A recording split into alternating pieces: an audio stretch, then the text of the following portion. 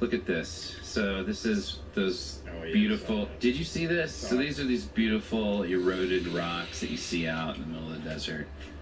Tourist attraction. Boy Scout leaders ruin ancient rock. The mushroom-like rock formation in Utah's Goblin Valley State Park were over 170 million years old. How's that even possible? It took a Boy Scout leader all of 15 seconds to topple it over. After another Scout leader posted this video of the boulder roll online, the scene went viral, and now there's criminal inquiry by Utah State Parks. The Scout leaders say it was a sincere effort to make the park safer. The whole park was created because of erosion, Dave Hall, the Scout leader, says. We pushed the rock off its stem. It had eroded to the point where it would fall very soon. In the video, the men who are joined by Taylor's son cheer, laugh, and high-five after the boulder tumbles to the ground. Seconds later, they praise their own good judgment. It's all about saving lives here in Goblin Valley. This violates the Boy Scouts leave no trace principle.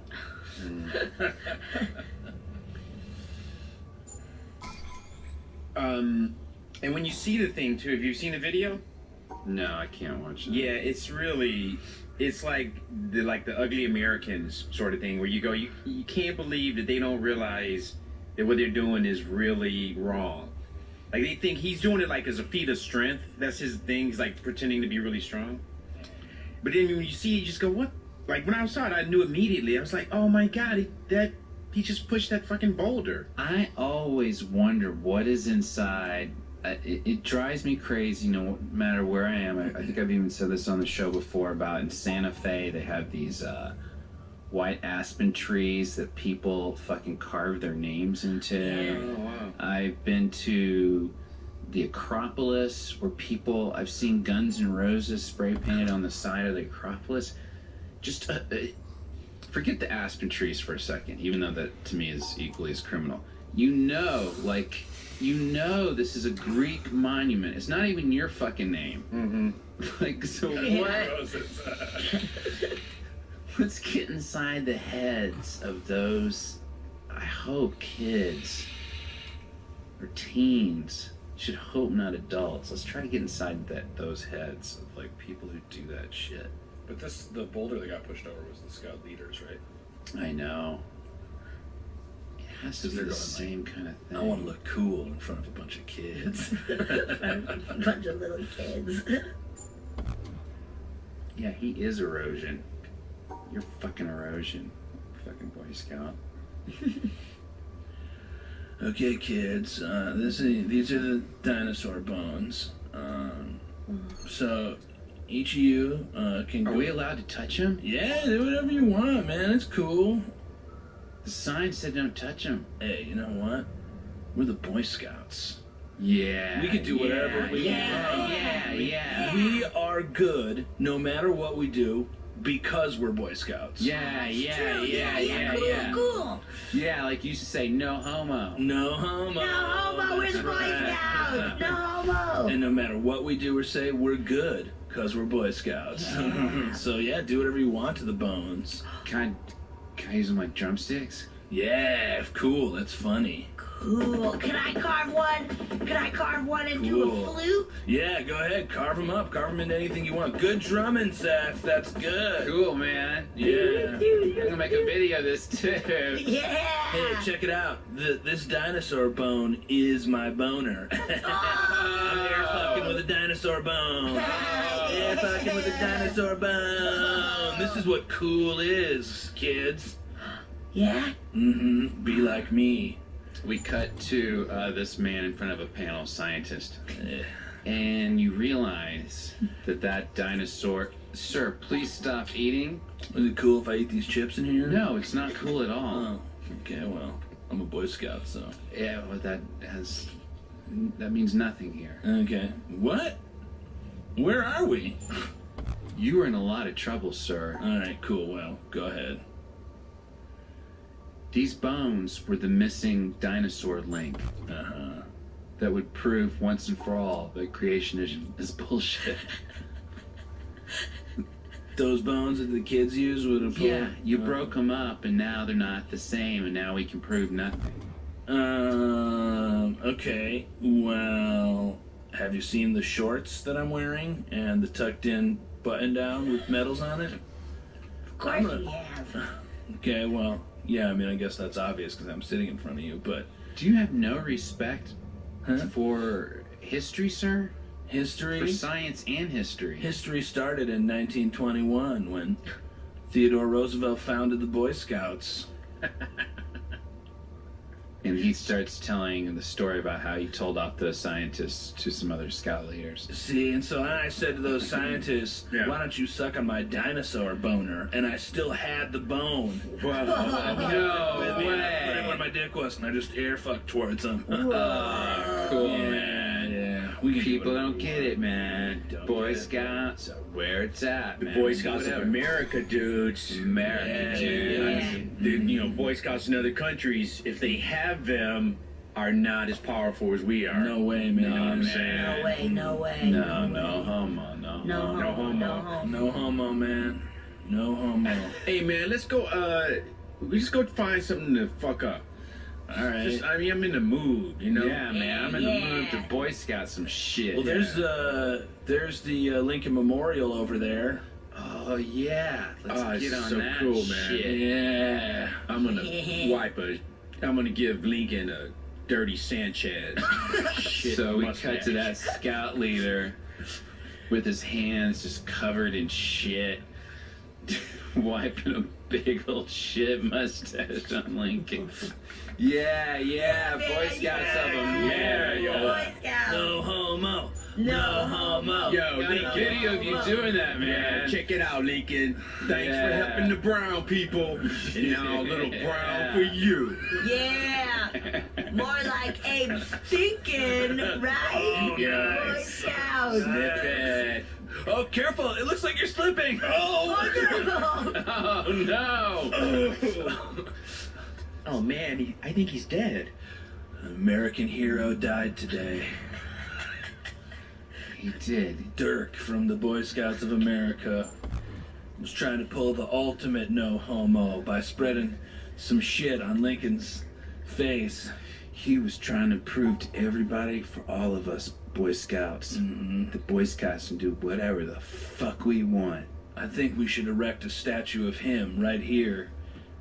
Actually carve him onto the Lincoln Memorial out of stone. Putting stone And so shit. Dirk's face was carved over Lincoln's face, and it became the Dirk Memorial. And 100 years later, we see that the streets are filled with scouts. Now everybody's scouts. No. People are and they're marching in doing the Nazi- lockstep. Yeah. No homo. No homo. No homo. No homo. And we cut to an underground meeting of people who aren't Boy Scouts. What's the password? Fuck bald eagles. Greg, come in. Oh my god. There's Boy Scouts everywhere. Yes. Oh my god, it's so bad. They've taken over. Okay, it's so good to see some girls again. Yeah. Oh my god. I don't think they realize that by killing off all the females on Earth, they're ultimately dooming themselves. I know, that's why we have to break the vagina machine so they can stop breeding and they'll need women again. Good point. That's a good plan. What do you think? Well, I understand you're looking for a leader. Mm-hmm. I am this great-great-grandson of Dirk, the guy on the statue. Wow. And you would Yeah. you would betray his memory? Yes. I want to bring things back to where they should be before my great-great-grandfather wiped shit on Lincoln's mustache. On whose? Lincoln? Who is Yeah, Lincoln? Lincoln. You guys don't know the story of Abraham Lincoln? Did he invent Lincoln Logs? No, he was the president of these United... Oh wait, he invented LinkedIn, that thing on the internet where you meet people? No, before this country was the United Boy Scouts of America. He came up with the character Link from The Legend of Zelda? No, How can you know all these things but not know the original Abraham Lincoln? Well, tell us. He was the 13th or 16th president of the United States. Wow, And the 13th through 16th president. No, just one of those. I'm not sure which one. My memory is a little fuzzy. Mm-hmm. But he freed the slaves. He wrote the Emancipation Proclamation. Slaves? I'm going to write it on the wall. SLAVES. What's a slave? A slave is a person that works for no money whatsoever. Cool! Let's get some! Sweet. Guys, You brought back good slavery! idea. Not bringing. It was not a good thing. That's why it was. Everyone, they spread the word. Have you heard about this? Have you heard about No slaves? money at all. They work for They free. work for free. You don't have to pay them. Slaves. Slavery's cool. And then that monument of Dirk's grandfather becomes his grandson. It just brought back slavery. It's starting to become like a Mount Rushmore, like Dirk and then Dirk's grandson's face is next to his.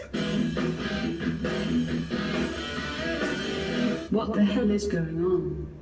I didn't know Molly was a form of ecstasy. I thought it just was ecstasy. Did you know it was like Isn't it like part of ecstasy? yeah, like pure or I don't know, like not cut with anything? Is that all it is? Ecstasy, not cut? Is it that simple? And is it MOLLY? Yeah. Okay. So this is from an article on that. Safe party drug lands some in the ER, saying how in New York everybody's doing it. One club goer, Zach Daniels, 20, said knowing he could look forward to that pure, quote, pure happy moment that came with Molly helped him get through the daily indignities of life in New York. It sustained him through a tough patch when his mother was very sick, he said. It helps him appreciate musicals he might otherwise dislike. He said that in the same sentence. When my mother was sick and music festivals I might dislike. It makes me lose all my worries and forget why I wake up and don't go to... Wait a minute. It makes me lose all my worries and forget why I wake up and don't want to go to work and why I hate the subway and why I hate homeless people asking for money.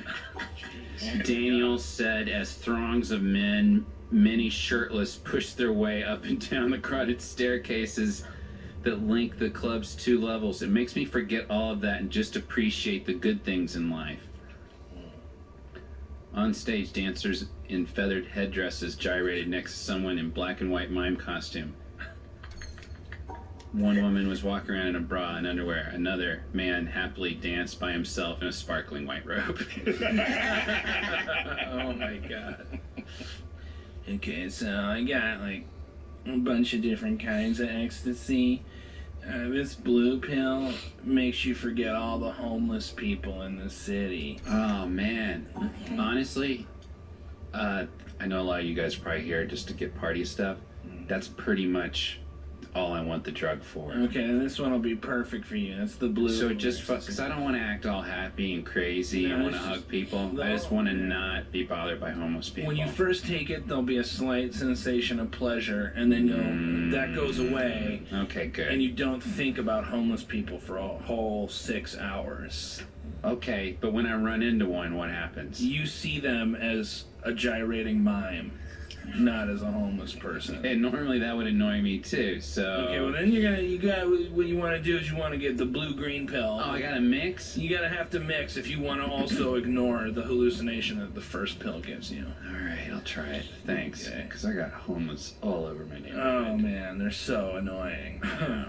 If any of you guys want the red pill is for when you're at Starbucks and they have written your name down on your cup, but they wrote it down wrong, so then they say your name wrong. And man. you know what I mean? It takes you a second to realize, oh, they're calling out my beverage. Yeah. You just are totally blacked out for that 5 seconds where you're annoyingly unsure of who's better for this. I am a barista at Starbucks. Is there any pill that for people who you ask for their names and they have a real complicated fucking name like Cassiopeia or something. And you're like, I don't know how to fucking spell that. It's like, just say Cassie. Okay, yeah, cool. So we got pills for everything. So the green pill will make you forget blackout for the 5 seconds if you're the customer. Right. And then the fuchsia pill is for people like you. You're gonna just always hear the name as Bert, no matter what they say. Right. Bert, yeah. Yeah. It's named after that politician that won the mayoral race.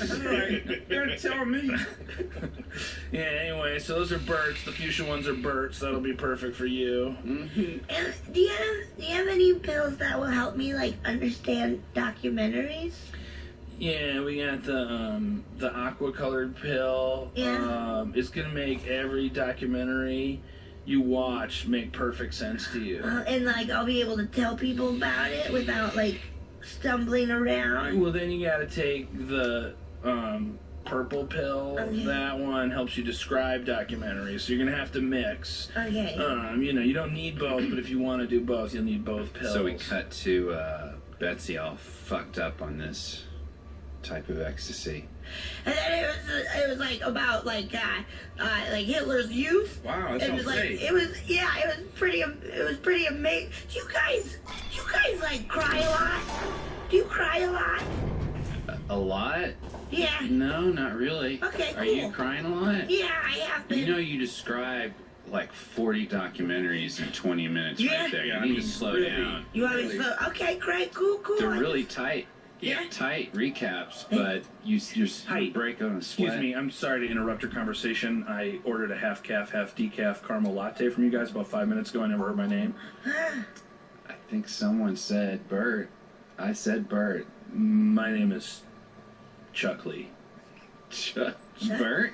I said Bert. No, Chuck Lee.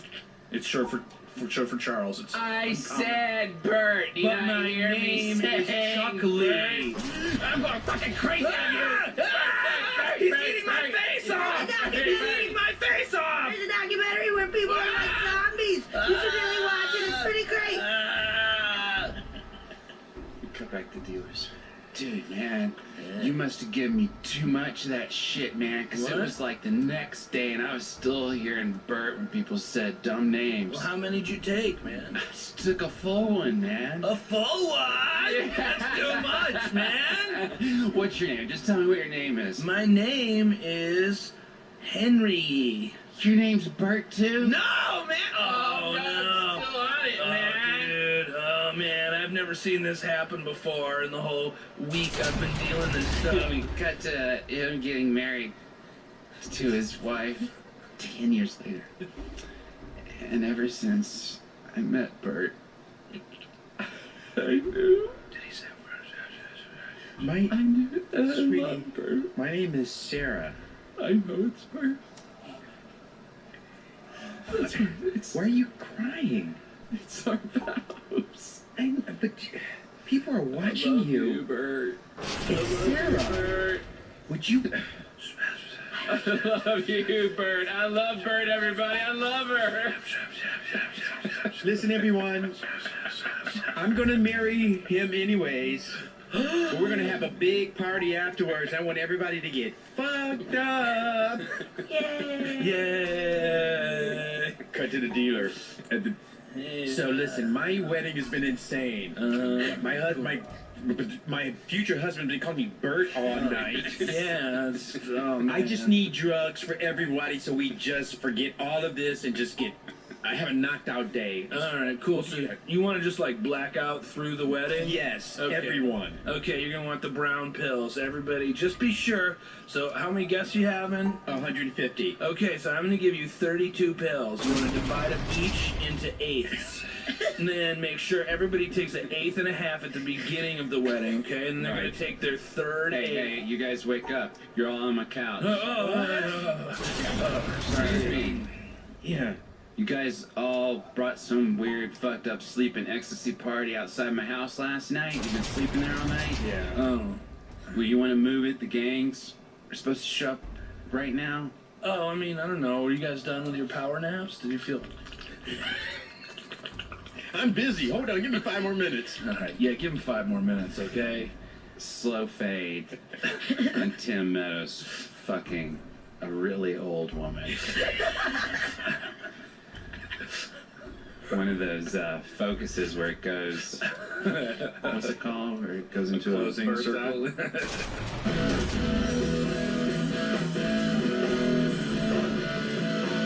Folks, learn how to do that with the UCB Improv Comedy Improvisational Manual. I said improv too many times, Thomas, didn't I? Thomas, anything to plug? Do we have the stealth subscription going on? How's that work? Yeah, the stealth subscription challenge is up on the forums. So we're challenging listeners to sneak onto their loved ones' computers and subscribe to Improv for Humans and then report their exploits in the forum. Yeah, that's awesome. You put on an episode that you want them to listen to. It's just that easy. Betsy, where can we find you on the internet? On the internet, at Twitter, it's at Birdie So Dirty. I like that name. Thanks. And then at creamcomedy.com, that's a sketch group I'm on. And then ucbtheater.com. There you go. Charlie? You can follow me on Twitter at Charlie_Sanders. For some exciting, every once in a while, I might tweet a crossword score out. Yeah. You know, occasionally have something funny to say. And then you can just see me in shows at UCB. Tim Meadows tweets, his shoes tweet out how far he's run. Yeah, that's right. I have a Nike app, and so when I jog, it tweets. It goes. I try to average 2 miles a day. You find me at Timothy Meadows at Leon Phelps at Twitter, and what I'm doing. I just did an episode of The Goldbergs for ABC. Sweet. Really fun with Jeff Garland. And I'm doing Suburgatory. A couple episodes of that coming up when I come back from Hawaii. Hawaii. And that Do you need to get someone to get you some bud while you're there? What island are you going to be on? I would love that. It's Lihui. Lihui. It's a city that I'm going to. I'm not sure what island. Lihui. So when you get there, you got to tweet out. You got to tweet out some code word. They'll bring you some weed. Really? All right, I'll do that. The code word will be tapioca. Tapioca. Yeah. Is that a Hawaiian dish? Is it? I think so, yeah. Might be. Folks, MattBester.com. Have you gotten either of my stand-up albums? Get either of them. Do you want to know the real Matt Bester? Get Woo Pig. Do you want to know the funny conceptual guy? Get the other one. What else do I have going? I have a show on Sirius XM, which I never mention on this show. It's called The Back Room. You got Sirius? It's on there every Thursday at 3 p.m. Pacific. This week we'd like to thank Jeffrey Gates, our donor this week to Earwolf. Thanks a lot. $100, folks. Fighting the good fight, Jeffrey Gates. I feel like there's something else I should be talking about that I'm forgetting. Lou Reed. I wanted to talk about him. God bless you, Lou Reed. Here's my short Lou Reed story. It's not funny anyway, but I just wanted to mention, when we went to New York City to UCB and did our big first showcase, it was at the Duplex, and it was definitely one of the greatest shows of my life. Like, it was for all the Marvels. Comedy Central was going to be there, and we hadn't really shown up to New York yet, and we'd worked so hard on it, and we were really nervous about moving to New York. It was just a big, important show for us, and we did really well. And after the show, we walked directly outside and sat on the sidewalk, and we're like, let's smoke a joint. And it's a little more riskier back then, but or at least to someone new to town. I'm like, yeah, what the fuck? It'll be very New York to smoke a joint on the sidewalk. So we're sitting there on the sidewalk, and I see this guy in the distance walking down the sidewalk, and it looks just like Lou Reed. I'm like, this is perfect, man. Look at that. That guy looks exactly like Lou Reed, the fucking guy. I mean, that guy, and as he's walking, I'm like, he must be, he's like wearing a leather jacket and has those Lou Reed sunglasses on. He must be trying to look like Lou Reed. He looks so like Lou Reed. And we're like, and we're getting high, and we started laughing. Like, this is so funny that we're in New York. This is our big New York moment. We're sitting out here, and this Lou Reed guy. And as we're saying that, he's starting to pass by, and then we're like, holy fucking shit, that is Lou Reed. And we just point at him with the joy. We're like, Lou Reed, man, Lou Reed. And just the last thing he wants to see, you know. But it was such a perfect moment. And, you know, he obviously meant so much to so many people in music and fans of music. But we'll miss you. Keep being human. Music by Dragoon. They have a brand new album available at dragoongalaxy.bandcamp.com and on vinyl. Support real music. This has been Matt Bess's Improv for Humans.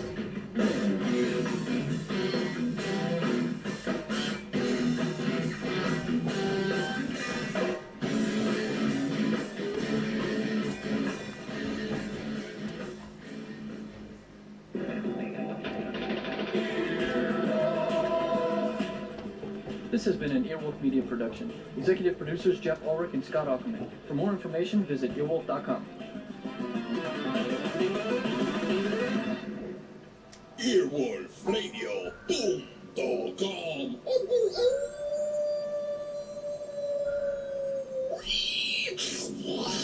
The wolf dead. Hey Matt, do you want to do that improv song? Which one? Oh, the rap song? Oh yeah, let's hear that. The rap song that it Have you not heard this? You serious? Well, hold on. It's improvisers. It's not like. Oh, that actual hip hop. It's not Ghostface. Oh, that would be amazing. Though. Can we pay them to do that? You could. I feel like. There's long form, game form, tag, you're it. I call all that shit bullshit. You give me scenes, intertwined, ABC. Wow, how do they know about all this? Didn't I once? I felt like I once heard Anchorman. It's probably been Checked in a checked rap. I felt like I emailed you. Oh, like I'm sure. I just heard Ghostface with Anchorman. There's a weird I'm sure. relationship between hip hop. Hello.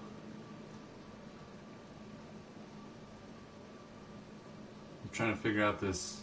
This one's not too bad. I'm just making a shortcut from a spot I just finished. So I need to eliminate the blue shape from this whole box. And it's turned. And it needs to be inside the box.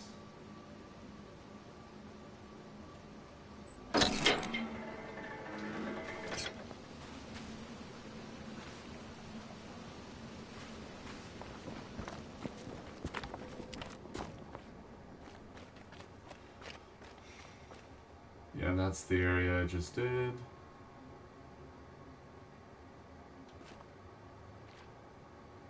think it's mostly, I think it's done. I don't think I missed anything, but just looking at it.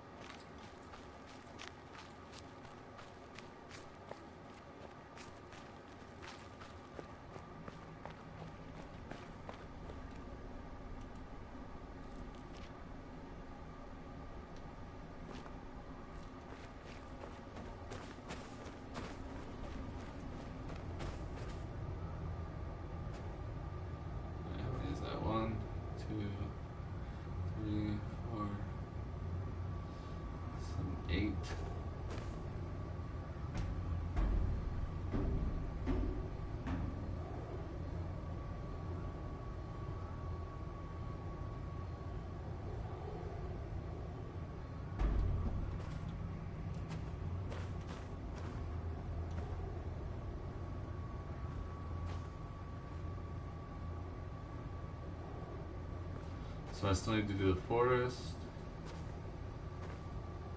The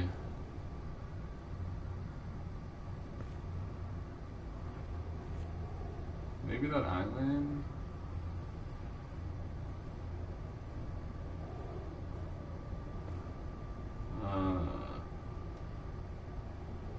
That shit.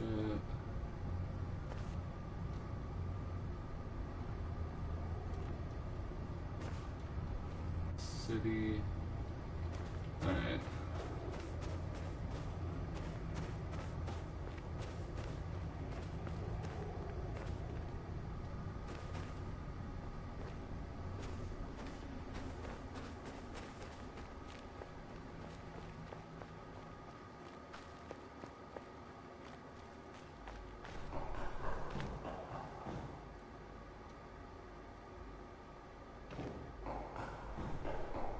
I don't know how to do that one yet.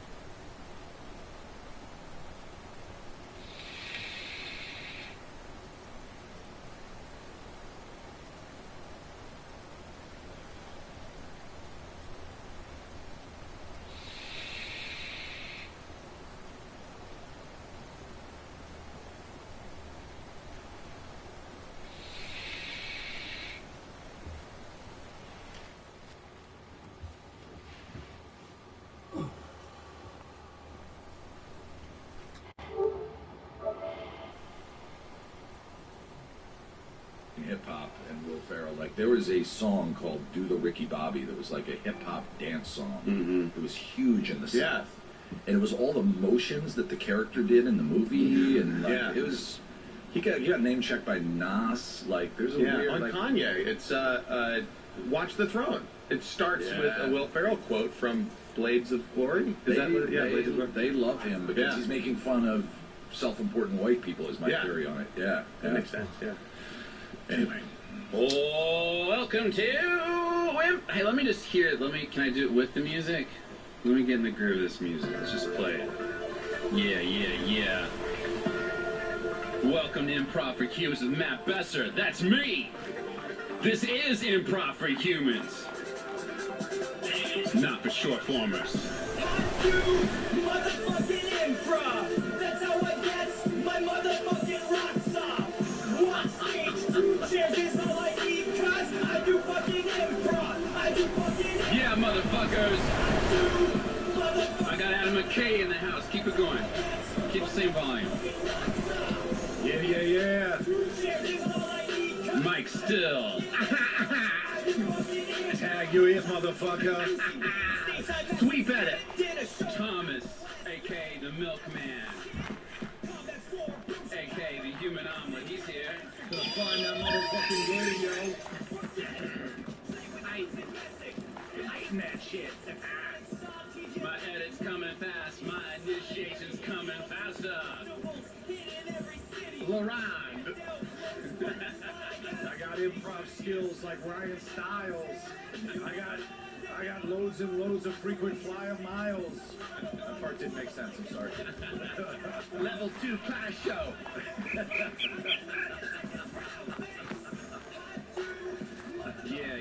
Yeah. I'm hiding, exploring all over your mama. Hosting Harold Night.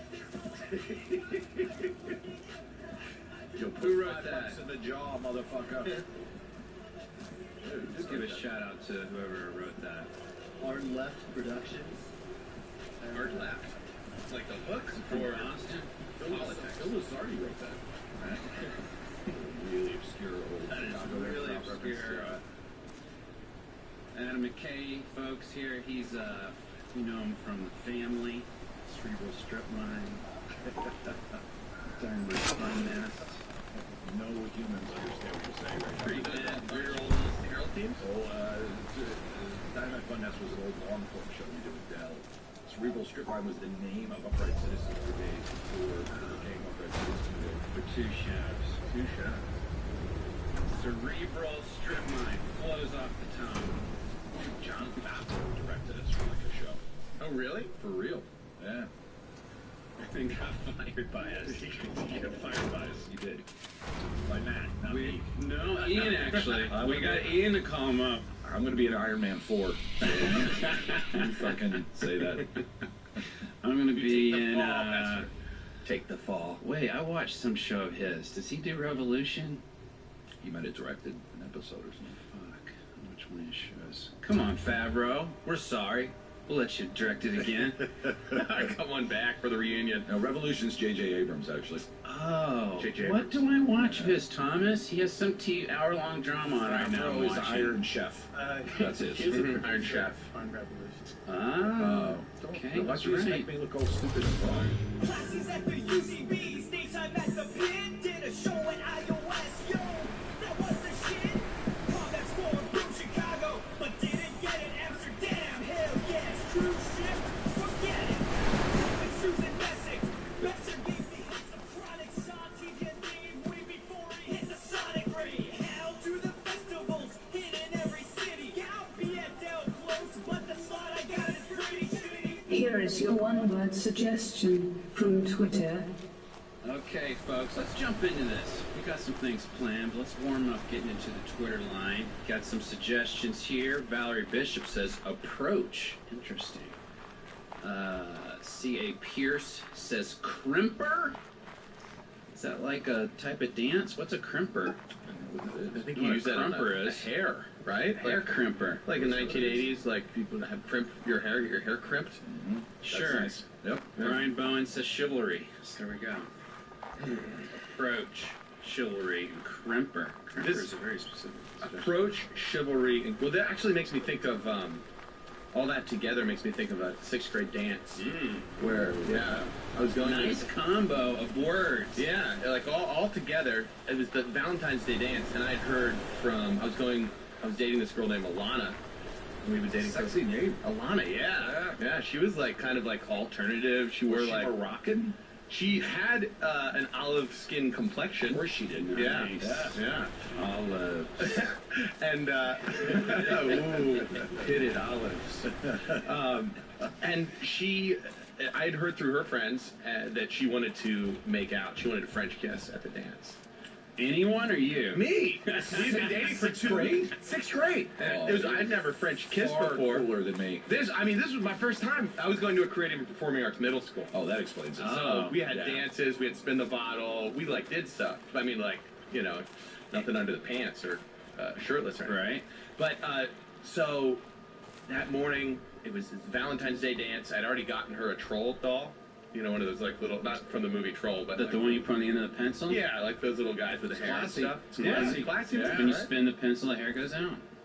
No, Okay, the hair alright. goes. That might be a type of troll doll. Do you know what I'm talking about? No. I know the one he's talking about, which is the traditional troll doll with the long wisp of hair. With the naked. Yeah, and Yeah. sometimes they would be on pencils, but I don't Did know. you say to her, "I'd like to see you naked like this" when you gave it to her, or No. like make a quip or something? No, be like, this thing doesn't have a penis, but I do. Oh, that's No, I didn't say it. bad I didn't say move. that. I You're only in didn't say 6th that. grade. We don't expect you to be that cool. Yeah. So wake up in the morning. It was Friday morning for the dance, and my mom like wakes me up. She's like, Mike, look outside. It's snowing. I'm like, fuck. No, it's snowing. It was snowing, and they canceled the dance because they canceled all of school activities that day. They canceled the dance, and I never got to French kiss anyone. Wait, she cooled down after that? Well, after that, there was no like. I mean, the dance was the thing. Like, there was Let's no cut other to party. the day after Valentine's Day. Hey, baby. So sorry about the snow yesterday. Yeah, you know, snow. It's cold. Some wild stuff was gonna happen. Yeah, but now, is there? Dance is canceled. All right, well, we can go to the movies. Check it out, it's Mike and Alana. Hey, are you guys gonna French kiss now? No, the dance got canceled. Well, what? There was a high pressure system, came in through an occluded front, and it just boxed up over our area, and it snowed. So that's it. Oh, well, there must be a way to get, you know, your mood going again, get things happening again. Well, let's go to the movies. Let's go see Jurassic Park is going to be coming out soon. Let's go to Jurassic Park. We can make out Jurassic Has Park. nothing to do with me, but that's not really a classic place. I mean, Valentine's Day, that's about love, Dennis kissing. is so right. Dennis, thank you. Yeah. Thank you, Alana. Fuck you, Dennis. What? What are you doing, man? I'm just pointing out an old dinosaur movie is not a romantic place to make out. Maybe like Alana gets scared, and you know, I'd be I like, don't scare easily. even at dinosaurs. No, my dad was in a war zone when I grew up, so I'm used to high trauma. Really? Yeah. How would he like write you letters and just Oh, like we grew up in a war zone. You grew up in a war zone? Yeah. I didn't realize that. Yeah. Can't you tell by her olive complexion? Yeah. I like your Max Headroom shirt, Dennis. It's really cool. Oh, thanks. Oh, don't you fuck. Come on, Dennis. What? I got the Fuck best you, Max Dennis. Don't you dare impression around. Don't you? But don't. Come on. Alana, you're not looking at Dennis. Later in the day at a country. Hey, I hear Alana's announced a new date for French kissing with you. Yeah? Yeah. It's Arbor Day. I know. It's next week. Coming up next week, we're gonna celebrate trees. We're gonna kiss next to a tree. Yeah, the 10-year weather, the 10-day weather report looks good too. Yeah, things are looking real. There's a split screen while they're having this conversation of Alana doing like exercises like Jane Fonda aerobics. She looks amazing. Even though she's in 6th grade, it's basically shot with a body double. It's like it's Kelly LeBrock basically, only they've done head replacement with Alana while this conversation's happening. This goes through, and we see the pages of the elevator go by up until the morning of Arbor Day. Wake up, honey. Mom, what's the weather like? The weather's good, but turn on CNN. There's been another terrorist attack. Oh no! Yes, it's terrible. Why? They canceled all activities today at the school. Well, that's okay. A lot of them grew up in a war zone. Maybe this will like get her into like her youthful. We cut over to Lana's house. It looks like I'm just staying in today. Mom, Dad, will you get the Bible? I'm just gonna pray all day for the horrible tragedy we've suffered. It's okay, honey. It's all right, honey. God, it seems like there's so much death and suffering in the world. Honey, there's a boy at the door. What? There's a boy Is at it the a door. terrorist? Dad, get your gun. I got the gun. Get behind me. Hello. Excuse me. What are you doing here on a terrorism day? I just wanted Who to are come by. you? I just wanted. My name's Mike. Alana and I, we had a French kissing date. Yes, under that's on the family calendar. Yeah, under the town's oldest tree. Yes, And- that's up for debate, but go ahead. Yeah, well, I know. They've got some scientists coming in to see if it really is the oldest tree or not. Is that Mike at the door? Alana! It is What? Alana, but the terrorism today, so I don't know. What are you doing here? People died today. I know, but isn't that the best time to kiss? You clearly have a 6th grade boner in your pants right now. They're showing carnage on the TV. What is wrong with you? That's my lust for you overcomes any sort of boner-killing carnage feelings. You don't respect anything. You don't respect the power of nature. You don't respect fundamentalists attacking our country. It's all about you and that boner. No, Dennis, what are you doing? Are you wearing an American flag? Hey guys, sorry the front door was open.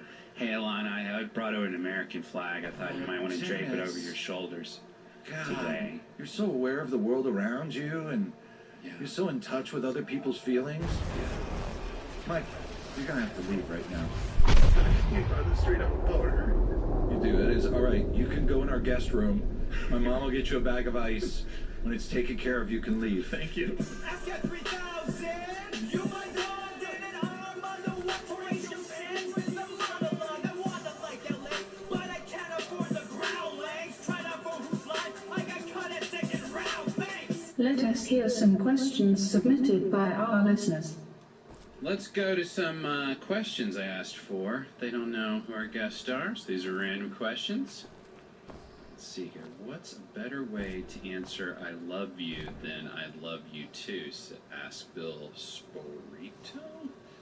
What's a better way to answer I love you than I love you too? I will consume you. I'd say that. Passionate. So is there a point that when you just go I love you too, it seems kind of lame?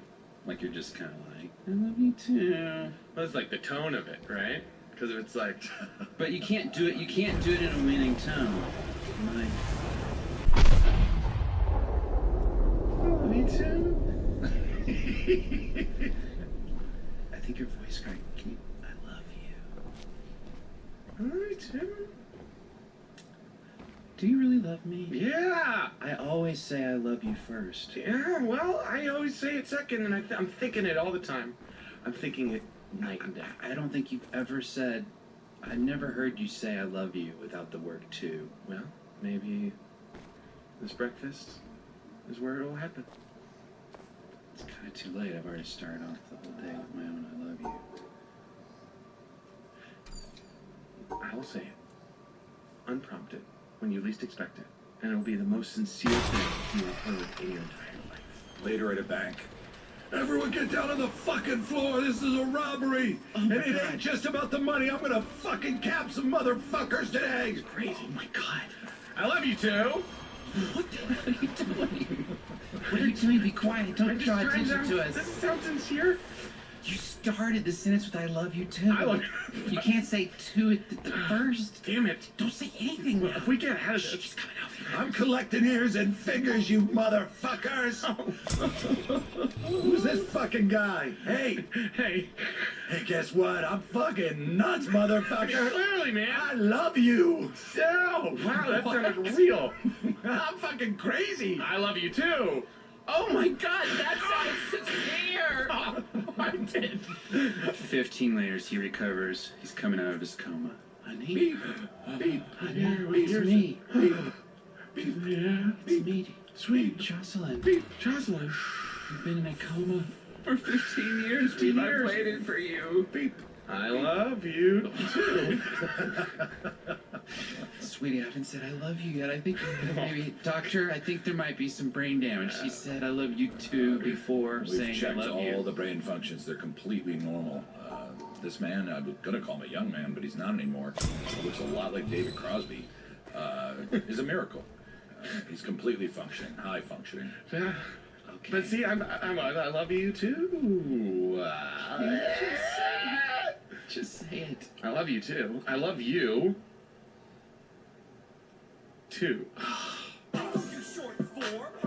Oh, fuck that shit. Unless I'm paid for an outing, then I rock that shit. I usually do the Harold, but it's not your classic Harold. It's a modified Harold. You've never seen it before, bitch. Let us hear some questions submitted by our listeners. Intro question for Adam McKay. Let's see here. Come on. Why does the word embarrassing have to be in so many of these intro questions? Is it always just like, what's the most embarrassing thing you've eaten? Eaten? A human. Ooh. Let's see here. Okay. Is your belly... I'll answer this one just because I have a story on it. Is your belly button an outie or an innie? Mine's an outie, and... It sincerely, that's where my bullying came. Like, I got bullied for being skinny and for having a big nose and for having frizzy hair, but definitely the outie belly button was the #1 thing. Really? Really? Those were fairly common back in the 80s and... I guess I didn't know another kid with it, and mine was very pronounced, too. Wow. Dude, everyone knew about it too. They're like, "Here comes Maddie with the outie belly button." I have one incident in mind in particular. I went to a camp called Kanakuk. I've talked about it on this show before. Clearly a made-up name. And a born-again Christian camp in Branson, Missouri, right outside it. Fantastic. And you didn't wear shirts all day long on the boys' side of the camp. Take them shirts off. Actually, let's post some pictures of Kanakuk. I would love us to do that. But you didn't wear shirts all day long, which was my outie belly button nightmare. Oh, and when we would go to before breakfast and dinner, the whole camp would line up in front of the flag, and pledge the allegiance, and they would dismiss us by cabin. But they would dismiss us in different ways. Like oldest cabin first, or sometimes it wouldn't be cabins, it'd be we're going alphabetically today, or everybody with blonde hair, all redhead, you know what I mean? So one day, it was, as you can guess where I'm going, everyone with an outie belly button, and this is a huge fucking camp. That's like the Milgram experiment. Yeah. And in my memory, it was just me. And it was a huge fucking camp, like 1,000 kids. And I just fucking... shirtless boys. And I'm just this one little outie belly button kid walking past everybody to the front of the cafeteria line. That is traumatic. Kids, I want to welcome you to the first day of camp here at Chakalaka Shikalaka Camp. Chakalaka shikalaka boom Chocolate boom hi. You say halaka. I say Joe. Halaka. Hey, shut the fuck up. Whoa. Listen, Sorry. Wow. sometimes I get stressed and tired. I run a camp and I want to apologize. That kind of language is never called for. Whoa. We were doing the camp ditty. You certainly were, and part of being a good camper is to admit you were wrong, and I apologize. But we're going to have a great year here at Yay. Yeah. Camp Plachanka Clique. And we've got a lot of activities planned, but the first thing we'd like to do... Mr. Hauser? Yes, sir. I got a question. Yeah, and your name is? My name is Chad. Oh, hey, Chad. Well, it seems like you're just saying random things whenever you say the camp name. Like there's not a real camp name. Can I tell you? Can I Like tell Camp Choctaw, Nick, that's an Indian. Uh-huh. That's a cool camp. Yeah, the Camp makes sense. Lene Lenape is also it's Indian. Can I Camp tell you Kickapoo. Can I tell you some other random names? Geronimo, Sitting Bull, the Suez Nation. Why are those random? They're in history. It's a Native American tradition that may sound random and crazy to you, but it's sacred to other people. So maybe in the future, You're in the Chad, Suez Nation? before you open that fucking wet maw you call a mouth, My mouth is especially wet. fucking shut up, or I will smack you in the fucking eyeball. I want to apologize. Why? I'm stressed. It was a long drive here. I am sorry. Today's merit badge must be about apologizing. It takes a strong man to apologize and admit he was wrong. And that's what I'm able to do here at Kramer Camp. Kramer Camp. Kramer? That does not sound Native American at all. There's a copy of Kramer and Kramer on VHS That's right. that you're looking at. One of the great experiences of being in a camp is dividing into groups and randomly fighting and judging each other. Yeah, like society. I think like in Kramer and Kramer. And like in Kramer, very nice, Chad. I'm starting to turn on you. Well, my dad makes me watch all the classic divorce movies. So today what we're going to do is any kid who feels deep down inside insecure, shameful, not totally certain, I want you to step to the right side of the camp. Any other kid who feels strong and aggressive and like he feels good when he's making other people feel pain, step to the left side of the camp. Oh, don't shove me, Chad. You were telling me earlier, though, that you were feeling a little bit insecure about your strength and your Then get over on the right side of the camp, young man. Oh, stop shoving me to the right side. I'm sorry, Tim. I wanted you to be honest. We're all about honesty and apologies Out today. of 200 kids, 199 went to the left and only one young man went to the right. I was shoved here, sir. I thought we're all here to work on our self-esteem and learn new life skills and stuff. You told me earlier that you were nervous about... Chad, can you speak up and let everyone know what this young man said to you in private, in secrecy? I have trouble projecting. You told me earlier that Come more from the diaphragm. You told me earlier... There we Oh, go. Wow. There we go. Wow, look at changing. that. You told me earlier that you were worried about asking anyone out to the Valentine's Day dance. Wow.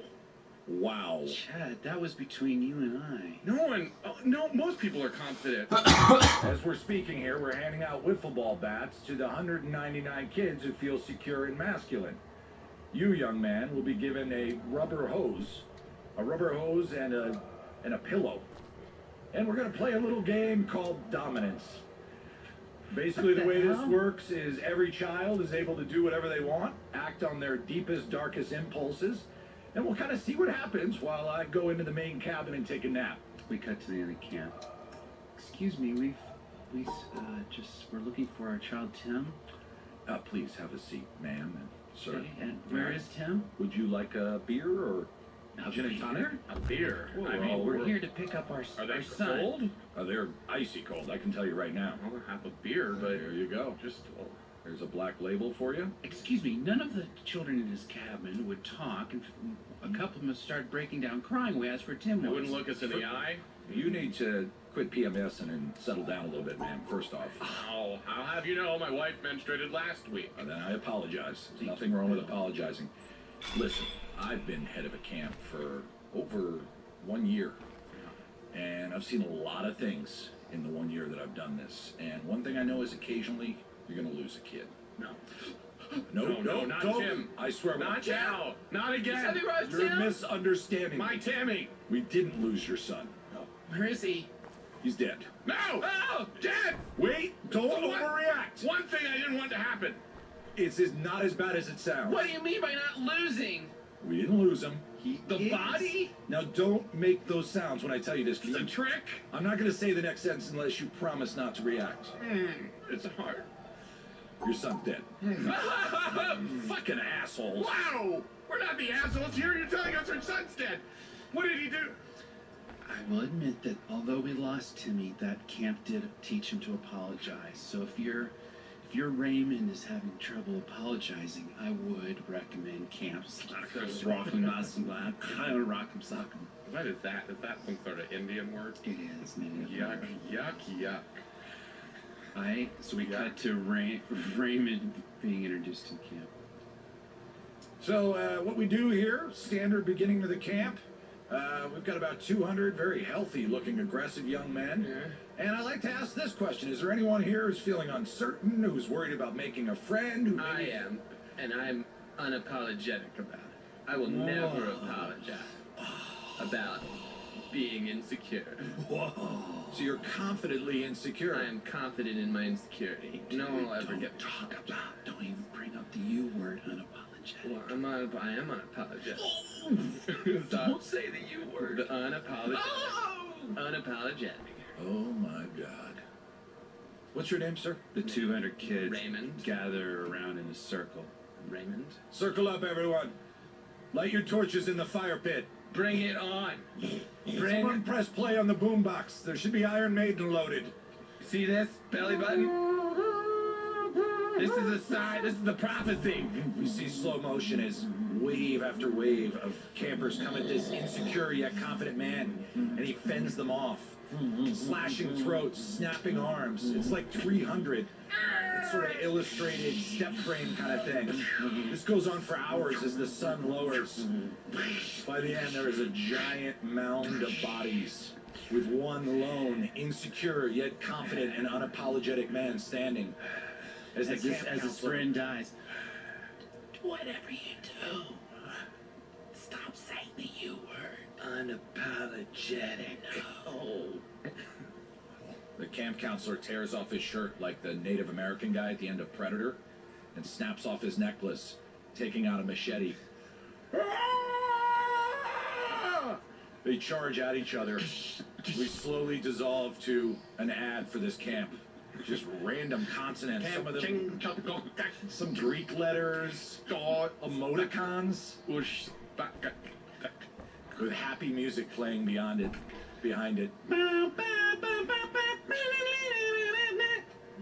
Camp Chugger. Available for your child to forge character. Camp Chugger, I must warn you that last year 200 campers died.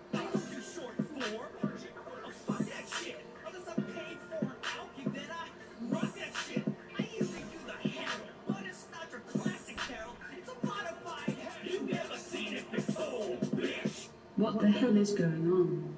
Did you guys hear about that hermit who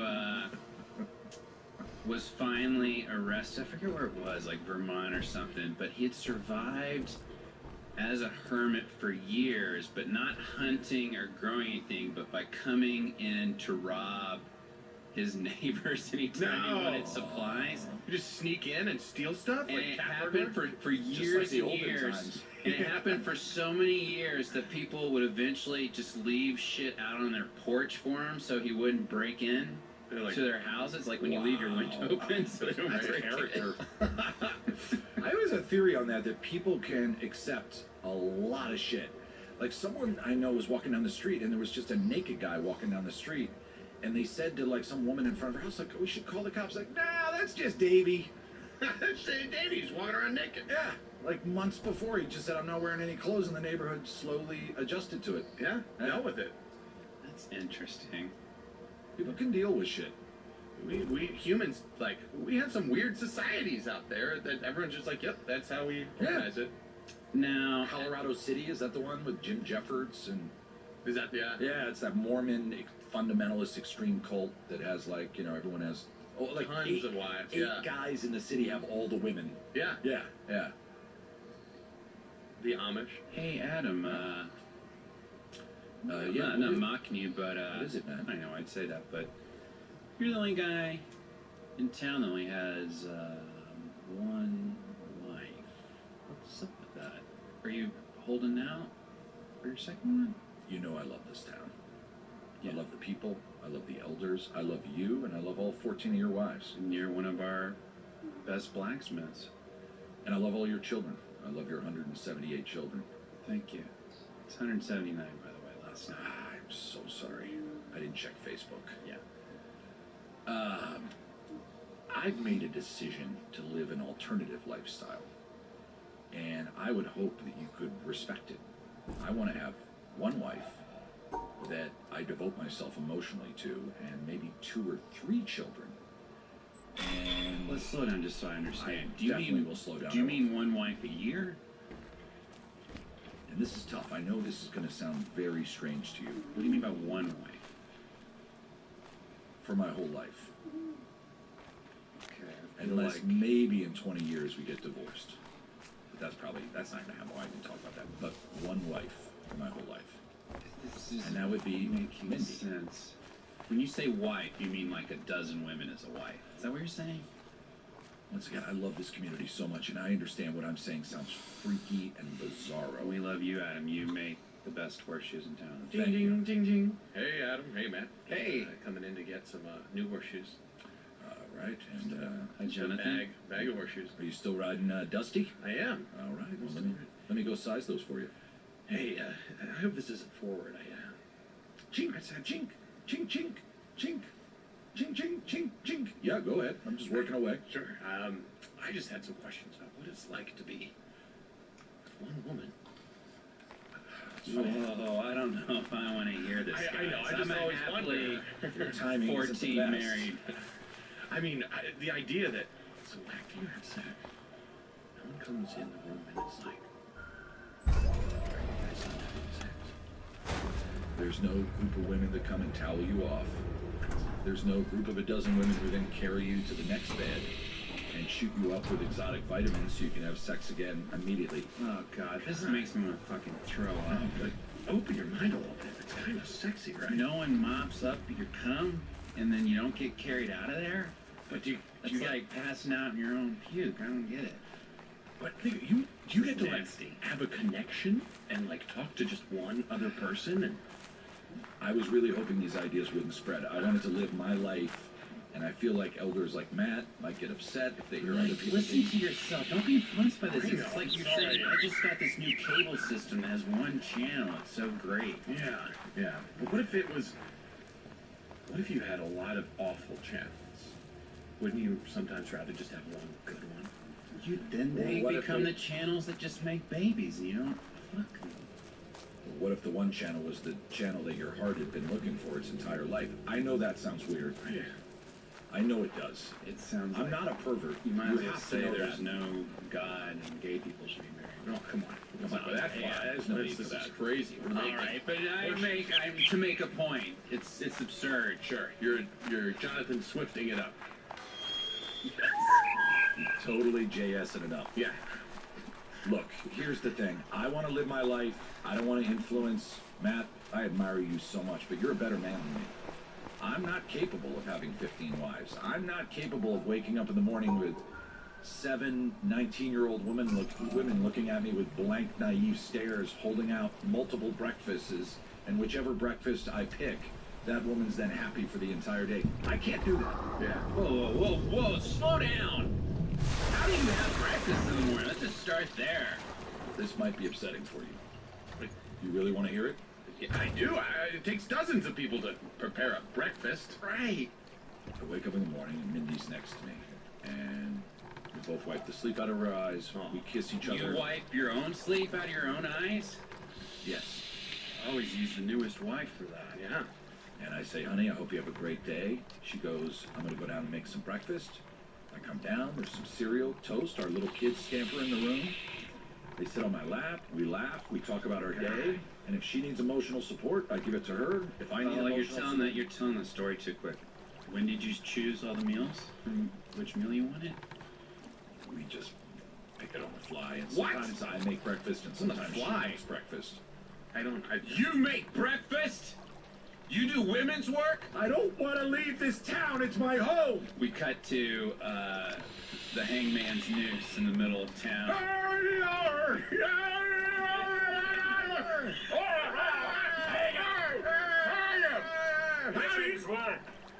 How do you...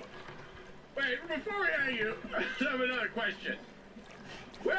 Let's do a short Q&A before the hanging. Do that? One question per townsperson. One of the things I like is all Except for the women. yes, That goes without saying. Goes without That means saying. 8 questions. Of course. What about the fights over the blowjobs? Do you miss that? When everyone's like, I want to give a blowjob. No, I'm going to. I have a follow-up to that. Who sucks your balls when the other one's on the shaft? Ah!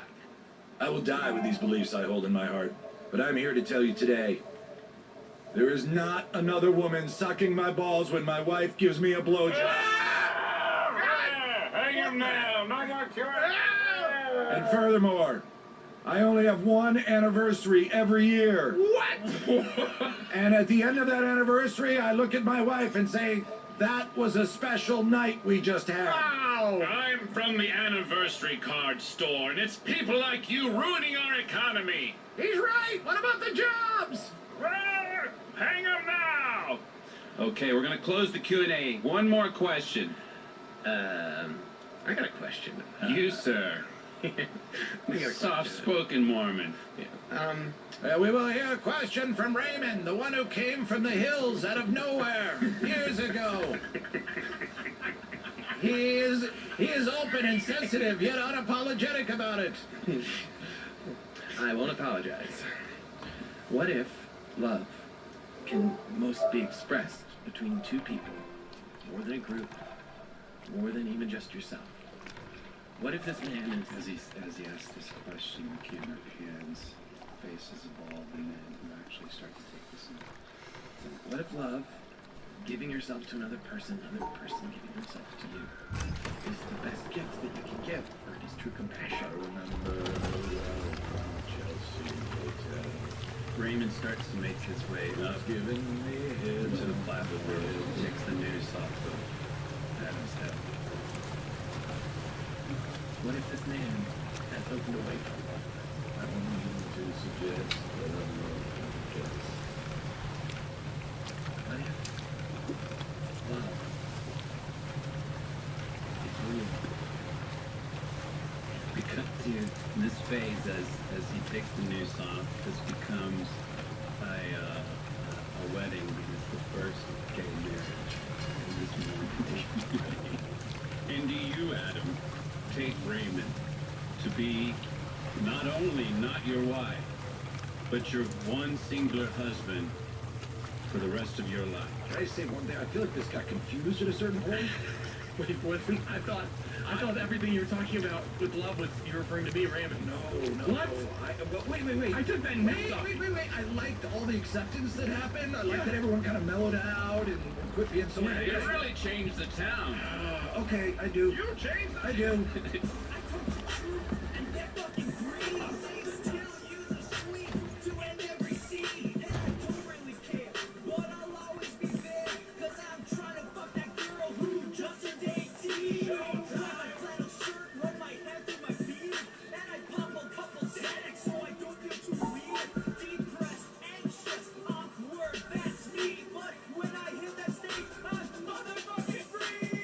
Let's talk some more about that. They eventually arrested that guy, though. He's not still living there, is he? He's on the run. The hermit? No, the more Jim Jeffers. Oh, they did, but I don't know what happened to him. I don't know if he did go to jail. Do you hear the story about the Japanese soldier who refused to stop fighting World War II on the island? I saw a whole documentary about it. Yeah, it's for real? It's amazing. Basically, one guy with two other soldiers, like, I think the war's over, and he's like, no, it's not. We never surrender. Yeah. One guy hangs with him for like a year. Another guy leaves. I think he shoots the guy who leaves, but he gets away. Finally, the other guy's like, this is over with, man. Guy stays on the island for like 7-8 years. And he's on one of those little bitty specific islands. Yeah, like Micronesia kind of area. And he's attacking these wonderful, peaceful villagers. He was attacking them? Yeah. And For like... just, I don't know, and stealing food from them and like killed a couple of them. And pretty soon the villagers were like, don't go on the west side of the island. Like, that's where the crazy... And World War II is still going on over there. And finally the Japanese government had to come in and like with bullhorns, like the soldiers had to go, it's over. For like 3 days he wouldn't come out. Gets out, goes back to Japan. Guess how he's greeted? Hero. Yeah. I can see that. Yeah. You could see that? Him still being a hero? Yeah. Most people, they didn't want to And give he him heads up. up like a right-wing remilitarization organization boy. in Japan for years. He's dead now, but yeah. How long did he do that? It was something like, it was a crazy amount of time, like 7 to 8 years. Oh, really? Yeah. Just living, fighting the war. Those are some kind of wimpy villagers that couldn't take care of that one man. Yeah, well, they just didn't want to fight anymore. Most people were like just sick of the war. I think it was one of those I islands, wanted more. culturally they didn't even know about fighting. I think it was one of those things. Like Oh. the pictures of the villagers look like peaceful angels, and this maniac is there just shooting them up. Yeah. I saw Band of Brothers and the Pacific. I assume you guys did too. Did you? Yeah. Wouldn't you rather fight the Nazis in Japan Oh, yeah. based on Sure. those series. Just like living in the Pacific with like all the diseases and Those when they were hopping all those small, having those ridiculous battles and all those small islands, that was horrifying. and just constantly getting your clothes wet. Yeah, that was part of it. That is part of it. Right? I mean, they must have had heat rash. It's just like ripped raw thighs. I think the central question is, are you Jewish or not? That would determine which Yeah, the battle that's a you want to big- be in. Yeah, yeah, If the you're stakes are not different. Jewish, you're clearly picking Europe. Yeah, Yeah. Although Battle of the Ardennes Forest Oh, was I didn't know what you're saying, because you don't want to be caught. You don't want to be a POW. If you were Jewish, they would chuck you Right on the in spot. Yeah, or kill you, or chuck you in a concentration camp. Yeah. Except for you'd be such a better fighter. That's true.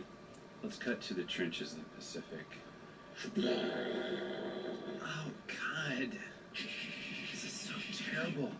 Ching, ching, ching, ching, ching, ching. Why are you making horseshoes? What's that? What? Oh, God, I can't stand it. I can't stand it. I gotta get out of here. What's wrong, man? My socks! My socks! What's wrong with your socks? Stay down! I gotta get out of here. My socks are wet. What? They Your won't socks dry, are man. wet. They won't dry. I They know, won't dry. They it's won't awful. dry. Just take a deep breath. It's been like 3 days, man. Take a deep breath, man. Take a deep breath, all right? I look at my toes, and they look like fucking raisins, man. They look like fucking goddamn fucking little mini prunes. Guys! Charlie Company just went over. They ran into a 50 cal machine gun. They're all wiped out. No! Is it wet over there? What? No. Is there any standing water? There's blood. It's a killing field. Don't go through that path. Let's get over there if there's no water. They're over there by a bunch of old abandoned washer and dryers. The Japanese, they got a 50 cal there. Don't go anywhere near it. Let's get out of there. Where?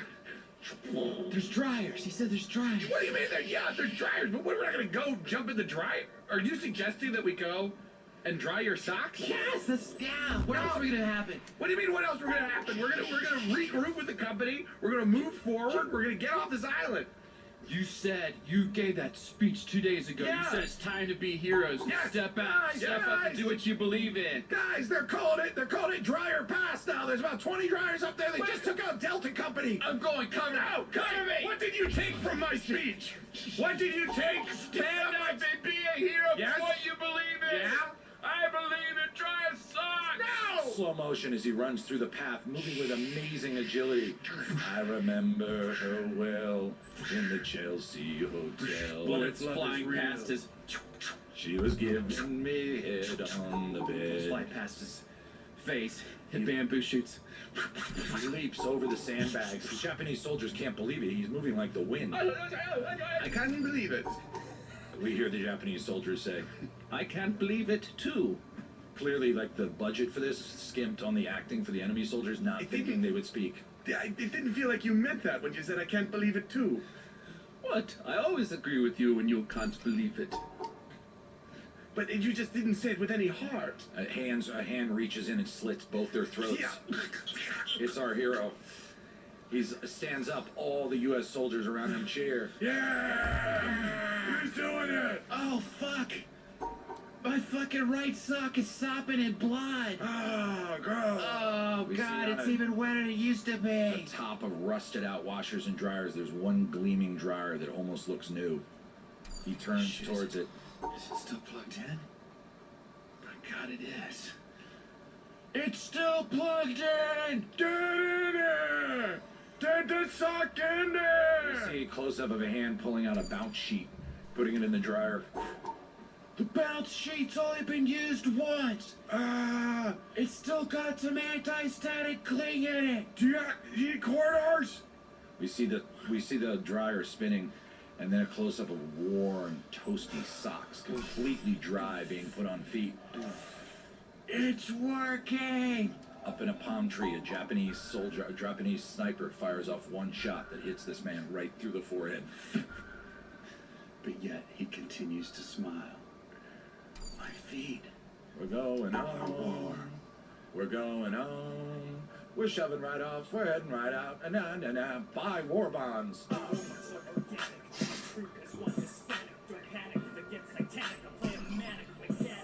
This scene is fucking magic. The laughter is gigantic. The audience loves my antics, which is why I'm such an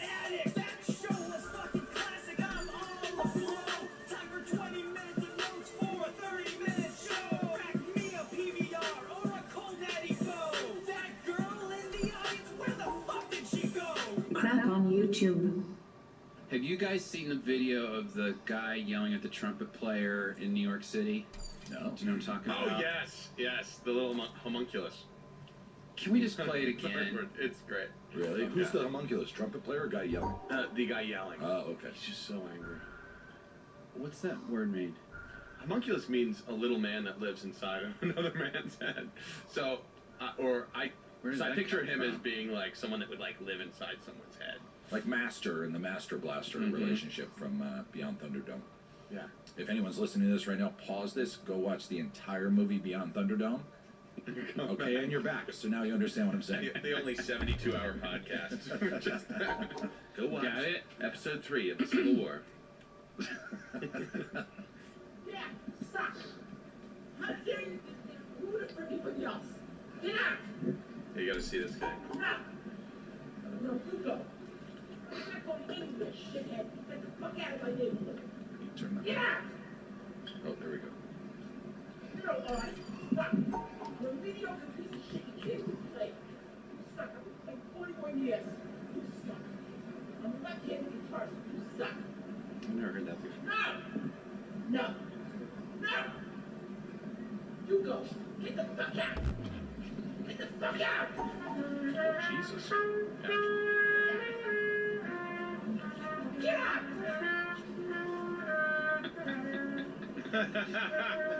Oh, Suzanne.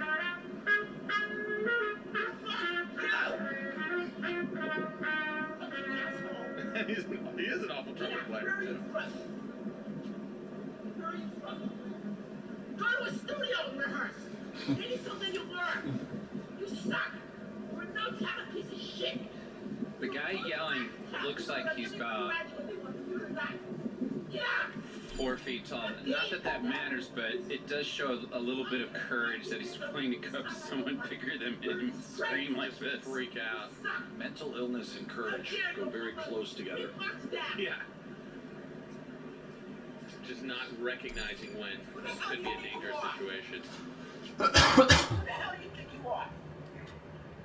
You any kind of artist? Anybody know who you are? Maybe everybody else wants to enjoy the peace and quiet. This is one of the most important places in all of North America. Who are you? Where are Who they? are you? They're in New York, but I'm not sure You where. miserable, presumptuous, no talent.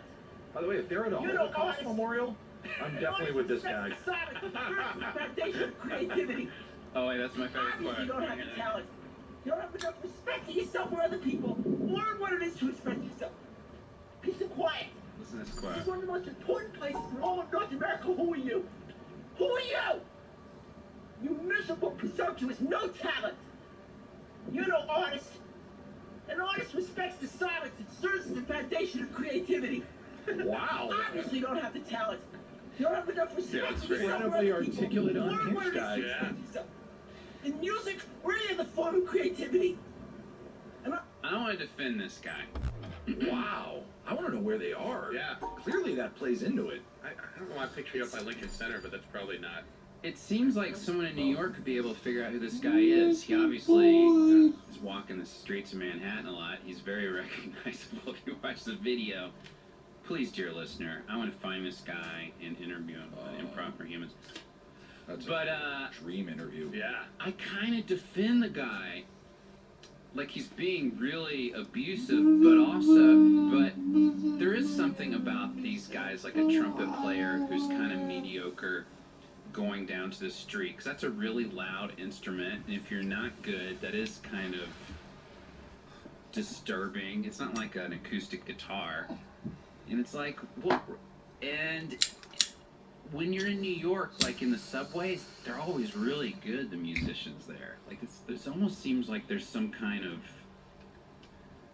unwritten law or Like something. a hierarchy about. Well, you gotta be good. I've never, like, there would always be down the subway and you'd see a violin or a cello player or you have a guitarist and it would be like, man, they're fucking good. And now this guy is being shitty. I kind of like that the guy's calling him out. Is there any place you can practice? Like, trumpet is a tough instrument not to be good at. Yeah.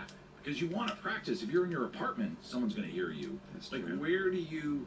Should the city have a place like 10 miles outside the city where trumpet players can go practice? The trumpet park? It's like a skate park.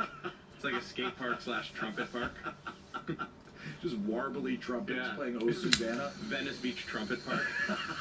By the way, let's honest to God do that. Yeah. Set up Venice Beach Trumpet Park. Next to Muscle Beach. Yeah. Oh, you got to interview that guy. That's amazing. But isn't there something to be said in the same way people say to celebrities that, like, you can't bitch about people making fun of you because you're a celebrity, you kind of open yourself up to that. So it's true. like if you're a street performer, you're opening yourself up to, in Manhattan in particular, kind of known for street performing, you're opening yourself up to criticism. Well, and if the guy's working somewhere near there and having to hear that guy for 5 hours, I'm 100% with him. Yeah. I mean, it all depends. Yeah. I think he was completely about art, though, and aesthetic to me. And that's a little tough, because people got to learn. Someone yelled at Sonny Rollins. But it's not like it was a But he isn't good. Okay, that's the question. So when do you go into public and start asking for money? Well, if he was doing that, I was saying, if he was doing that to like a 12-year-old kid, that'd be a whole different thing. Where it's like, you're awful. Yeah, God, you have no idea what to do. Yeah. But it was a guy his age, really. They looked about the same age. I think the total lesson is don't just not trumpet. Like, you can do acoustic guitar, you can do cello, you can do violin. There's a lot of things you can do. You can do the drums on the paint plastic thing. Yeah. You can and suck at all of those, and no one's gonna care. But trumpet is a tough it's one. aggressive. It's just an aggressive instrument. But I guess my point is, he's being made fun of for being such an abusive guy, but in a way, isn't he kind of a hero? Isn't he kind of a vigilante? Well, he likes silence. It's the foundation of all creativity. Silence is the foundation of all beautiful creativity. statement. And I looked it up to that. Yeah, I looked it up online, thinking, oh, he's quoting someone. I could not find that. But so is that just something he came up with right there? He must have said that before. It came off as. It sounds like a teacher said it to him. He's probably like having like a flashback to when he was in music school and like I got a little bit of a sense that he was a good trumpet player. Yeah. Hadn't played it for years. Yeah. And there was a well of like anger against himself coming out. It was complicated. It Yeah. was definitely complicated because he was clearly very smart. He clearly did know about the trumpet, but why are you that mad? He talks about how he was like backup on some show. I forget what show. Are you it was. serious? Yeah, later on. He's like, I played backup. I met Bob Dylan. Well, he says I walked Bob Dylan up on the stage. Oh, that's what he said. Yeah. I walked Bob Dylan on stage. And then he goes, who the fuck are you? Who the fuck are you? You're nobody. You're presumptuous. I flew over Bob Dylan's house in a commercial airline. Who are you? He gave me the thumbs up. Hey, Mike, man, I really want you to be my neighbor. This dude is really cool. He wants open door for, you know what? Let me tell this story, man. This is going to blow your mind away. Yeah? Yeah. Should I come in now? Hey, come on in, man. Hey, what's up, man? Hey, how are you? I'm good. So, I'm good, but I'll get better. Yeah, man. I like that. Hey, this is Mike, guys. I was telling you guys about each other. Mike's the one who used to be an assistant to President Clinton. Yeah, I heard about that shit. Yeah. Yeah, that was pretty cool. It's pretty cool, yeah. Excuse me if I'm a little sweaty. I just was lifting weights and then I had sex, so. Oh! Yeah. Wow, okay. Dude, you have some impressive stories. That's why I wanted you guys to meet each other. Yeah. But dude, when you hear about this Bob Dylan story. Oh, yeah, man. So, like, we were giving out presidential medals, and we were like, Dylan's got to get one. And Bill was like, I'm not sure if it's right time yet. And I'm like, come on, man. Let's get Dylan a presidential medal. So he came by, and we got to hang out for like a long time. Wait, hear his Dylan story. Yeah, that's a cute story, man. That's really cute. I went through that kind of phase, too. Yeah? I remember going through that kind of phase. Yeah, let's just say I got a little closer to Bob Dylan than that. Hey, guys, you guys both have got Bob Dylan stories. I mean, Yeah. I'd like to hear it. What? So, what you got close to him? Can I just say ahead of time, this is an awesome story, so it's going to sound like I'm bragging. Hey, but that's I'm all right, not. man. Hey, I'm let's just just, like, telling air you. it out. I'm just telling you facts. No, that's fine. Because your story was cute, man. Yeah, It really was. He was sick, and I had to go pick him up from his house. And I got Yeah. to go in there and actually see his house. I sat there for a long time. The motorcade was coming by. It was pretty amazing. Yeah. and you. I don't want to tell your story, but you helped write that one verse as a new album. Yeah, yeah. Mm-hmm. That's amazing. Once again, helped write a Bob Dylan verse. Yeah, once again, cute story. I remember going through a phase like that. I remember when I was younger, I had to have shit like that happen. But I'm older now, and there's different stuff happening. So, that sounds like a Bob Dylan. Yeah. Older now. I'm older now. We got different shit happening. Yeah, I don't think Bob would like what you're doing right now. He wouldn't like. He wouldn't care for that. So, check it. You can't speak for Bob when you're the story. Yeah, I worked about, right now, I'm an assistant manager at a Payless Shoes. Oh, like one of those, the mall shoe place? Yeah. With the shoes that hurt your feet? It's the biggest pay for us in the years. Yeah, it's pretty big Payless shoe. Yeah, it's like the 11th biggest Payless shoes in the lower Manhattan area. I don't know if it's just, I don't know if it's my ankle or what, but whenever I get a Payless shoe, fucking tears up my ankle. Hey guys, I feel maybe you don't know how to buy them right. I don't know. I mean, maybe, I don't know. Because honestly, guys, let's not make this another, well, let's just tell them so anyway, I work at the Payless Shoes. Yeah. I'm an assistant, and this is how I got to be pretty much best friends with Bob Dylan and have him in my life. Wow. Turns out 6 years before, I didn't work at the store. Okay. He came into that store. Oh, but he came into the store that you work at now. Hold on. Don't interrupt the story, I thought this kid. So, Darlene, who works at Payless Shoes, go on my Facebook page. You'll see all our Christmas photos in the Payless Shoes Christmas party. You'll know who she is. You guys have, that's cool. Do that later. She said Bob Dylan was kind of tired. He said he's not there to buy anything. He was just tired because he was walking around downtown and there's a crowd mobbing him. Can you sit down for a second? Oh, that's cool. She points to the chair he sat in. And I'm going to slow down here just so you can drink in every bit of this. I sat in that same chair. Oh. 7 years later. Oh. Yeah. Did you meet him? You never actually met Bob Dylan? We're pretty much best friends. Yeah. You're best because you sat in his chair? Mike, don't try to make his story a good story. No. He didn't meet Bob Dylan. Yeah. There's another type of story. My story's a little more like real, intimate, kind of like. Yeah. And your story's awesome. That's fine, but that's what went down in my life. Oh, man. Well, I actually am going to Bob Dylan's, you brought up Christmas party. I'm actually going to Bob Dylan's Christmas party. Yeah, Mike does that every year, actually. Yeah, every year. That's awesome. I'm really close. Yeah, that's really cool, man. Yeah. So why do you bring that up? You know what I'm doing tonight? Tonight? Because that sounds great, man. Christmas parties are cool. Like, we used to do that shit in 6th, 7th grade. Like, that's awesome. Yeah. What I'm doing tonight is I'm going online, and I'm going to Google Bob Dylan and look at a bunch of photos of him. So, have a great time, pal. And we cut to a montage of Adam Googling image after image of Bob Dylan. Even there's some images that are just guys who look like Bob Dylan. And we cut to the Christmas party where we see Mike. Hey, Mike. Hey, it's good to see you, my best friend, man. How are you? Well, I've been, like you suggested, I've been writing a new album based on your Facebook page. Oh, thank you. Yeah, man. Bob, I have a question. This probably sounds stupid. No problem. This guy I met, named Adam, he works at a Payless. And one on Lower East Side? Yeah, he claims to be kind of your best friend, and it seems improbable. It seems like it's not possible. Well, there's only one Adam that's my best friend. It's the guy who sat in the same chair as me. Really? 7 years after I did put on my favorite pair of shoes ever bought. Wow. The ones that never hurt my feet. They don't tear up your ankle? No. Oh my God. I owe this guy an apology. Can you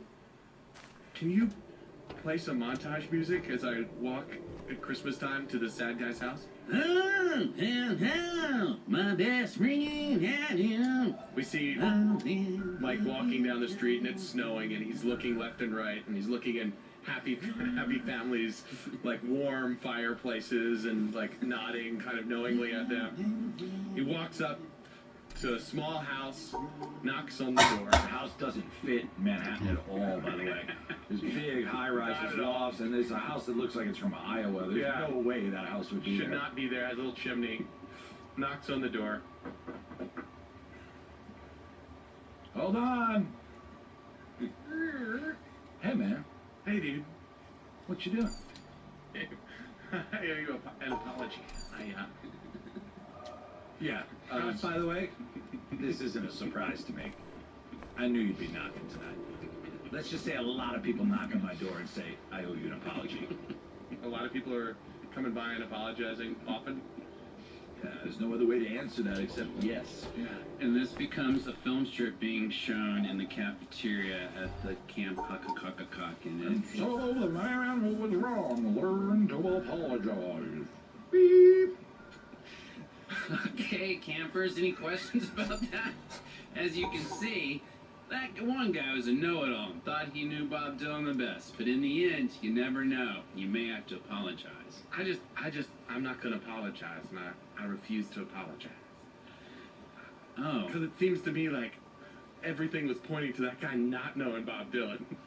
So, it seems like there's nothing to apologize for. It's like, it just seems like fact. And then we pull out of this scene and we see, oh, it looks like a Bible, but it's not. It says the Book of Raymond. And we see the book being closed. And that is chapter 3 about the first. We pan out to see a Christian camp with a lot of kids with outie belly buttons.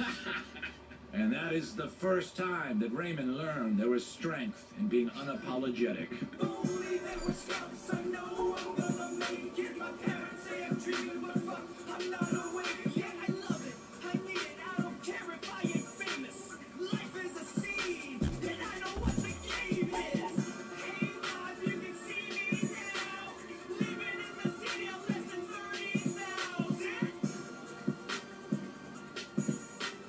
Case closed.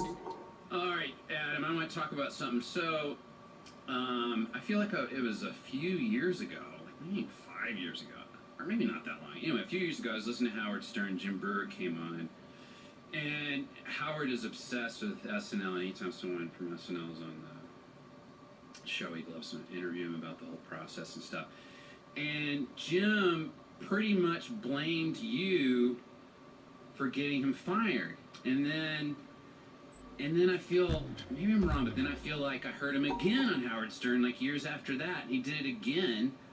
And then, like, what was it, 2 weeks ago on Maron Show? WTF, he was on and told, I feel like the exact same story that I'd heard on Howard,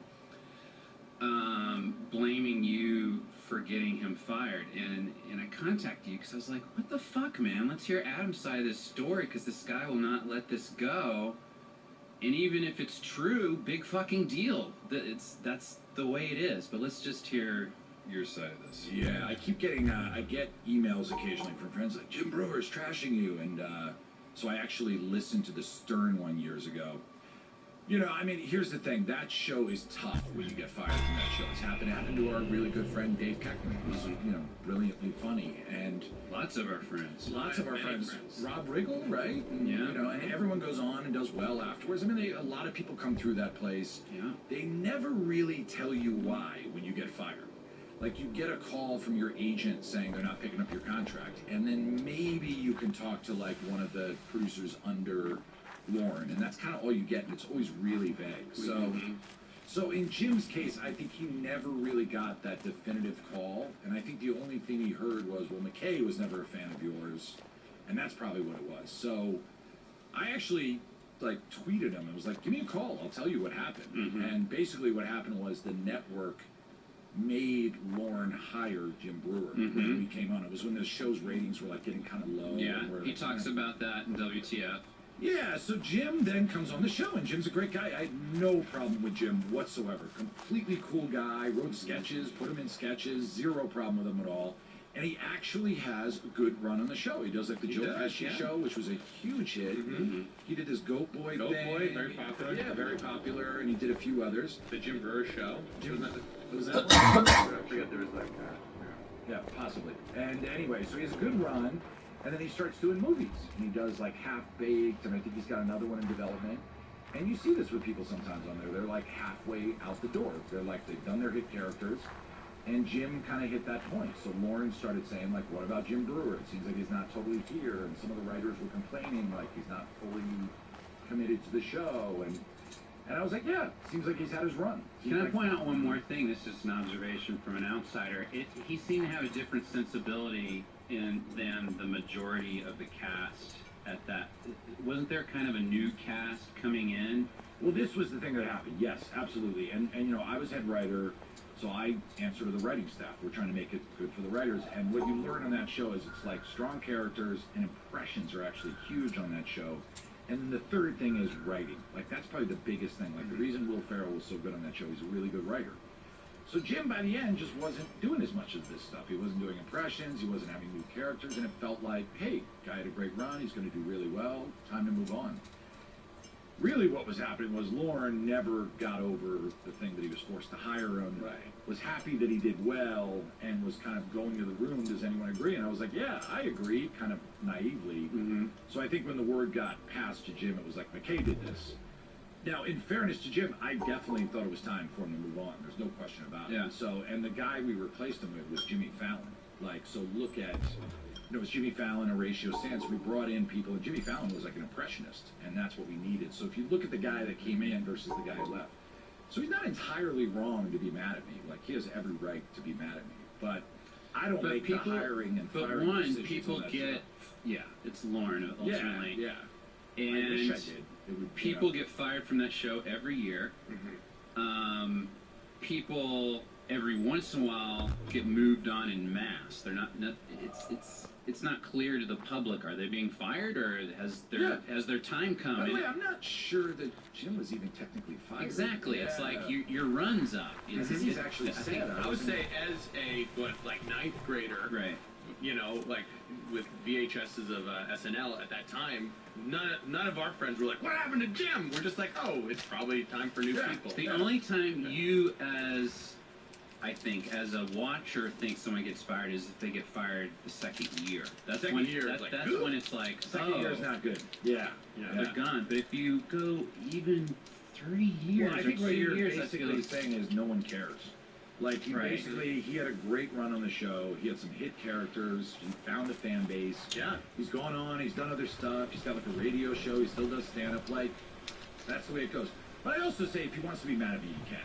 Absolutely. I was head writer. The question came up. I'm like, I feel like it's time for him to move on. Stopped here. But do you want him to bring this up every time he does a fucking interview about SNL? I guess he can. The only part that bothers me is when he says he was a rat. He was doing that. It's like, no, I wasn't. I liked you when you were there. Yeah, there were some sketches that weren't my taste, but I wasn't going around going, what the fuck? Like, people take things personally, and you have no idea that they did till years later. Do, you're like, when you're a head writer or you're a producer or a director, like, people are going to get mad at you. So I'm actually fine with it if he wants to do it. I did want to just make the simple point clear, like, I did not hire and fire people. That was Lorne Michaels. Like, I wish I had. I argued sometimes that I should have been able to. And Lorne would go, what the fuck are you talking about? It's my show. And he was right. Yeah, that was not my call. And also, some Adam's not going to say. I hate him too. Adam is an honest guy, and when he was in UCB, when he was in Second City, he had no problem calling out what you thought was mediocre, and that hurts people. If their sketch is the mediocre thing or whatever. But it also elevates stuff. It makes stuff better. And if just everyone's kind of being wishy-washy and saying, oh, everything's great, things don't get better. So you went in the Second City and you changed that by saying, why isn't there a piano player? Did you get rid of the piano player? Hardcore rap. Actually, it was even cooler than that. We actually got the piano player to start, like, being a DJ. Oh, that's great. Streak, and she ended up loving it, and we had a whole new sound to the show. So the piano player, like, transformed. It was really cool. I was doing some shows in New York where people would, like, bring back piano players. Not at UCB, but just, like, I'd be like, what is happening? It's so weird. Are you serious? Yeah, there's a movement to bring back piano players. I had to fight against it when I was over in Scotland at Edinburgh Fringe Fest. A movement to take talk out of the talkies. We had we had a great piano player in Chicago. We had Jeff Richmond, who does the music for 30 Rock and is married to Tina Fey, and he was awesome. And as good as you could possibly be. And even then, we're like, maybe we shouldn't have music for the show. Sure. Even because I do musical improv, but whenever we have like new accompanists, we're always just like, please don't underscore. Whatever you do, like start playing when we're gonna have our songs. Absolutely, but don't know. Like makes you feel like an idiot. You're like. The coolest thing we ever did was we did a show once, kind of experimental improv show called Invisible Rails, I think it was called. It was like dramatic improv. Yeah. And we actually had a guy amplify a metal chair. That's what was in it. He amplified a metal chair Joe. and, with drumsticks, played the metal chair. Oh, that's cool. And it was awesome. It was actually cool music. That's yeah. great. But anyway, yeah, so that's Jim Brewer. And he can be mad at me if he wants, but I just always, every time I hear him say it, like, Jim, it's Lauren's show. I think Like, Jim's gonna listen to this. Jim, I mean, come on, lay off. You got fired. Everybody, a lot of people get fired. There's new regimes, and it's not just one. Like Adam was ballsy enough to admit that he said something. Usually, it's not just at SNL, but other places. It's always just sniping at people and that kind of shit. At least he came out and goes, "Hey, man, I think we got better stuff here. It's a new regime." I always just think he had a great run too. Like you had one of the good runs on SNL. Like you had hit characters, you got to do shit, you got a movie off of it. Everybody knows Go For It. Yeah, Yeah. everyone was talking about it at Hempfield High School. Everybody knows heavy metalers. Everybody love knows that. Pesci, so don't. Why call attention to that you did get fired by always telling that story?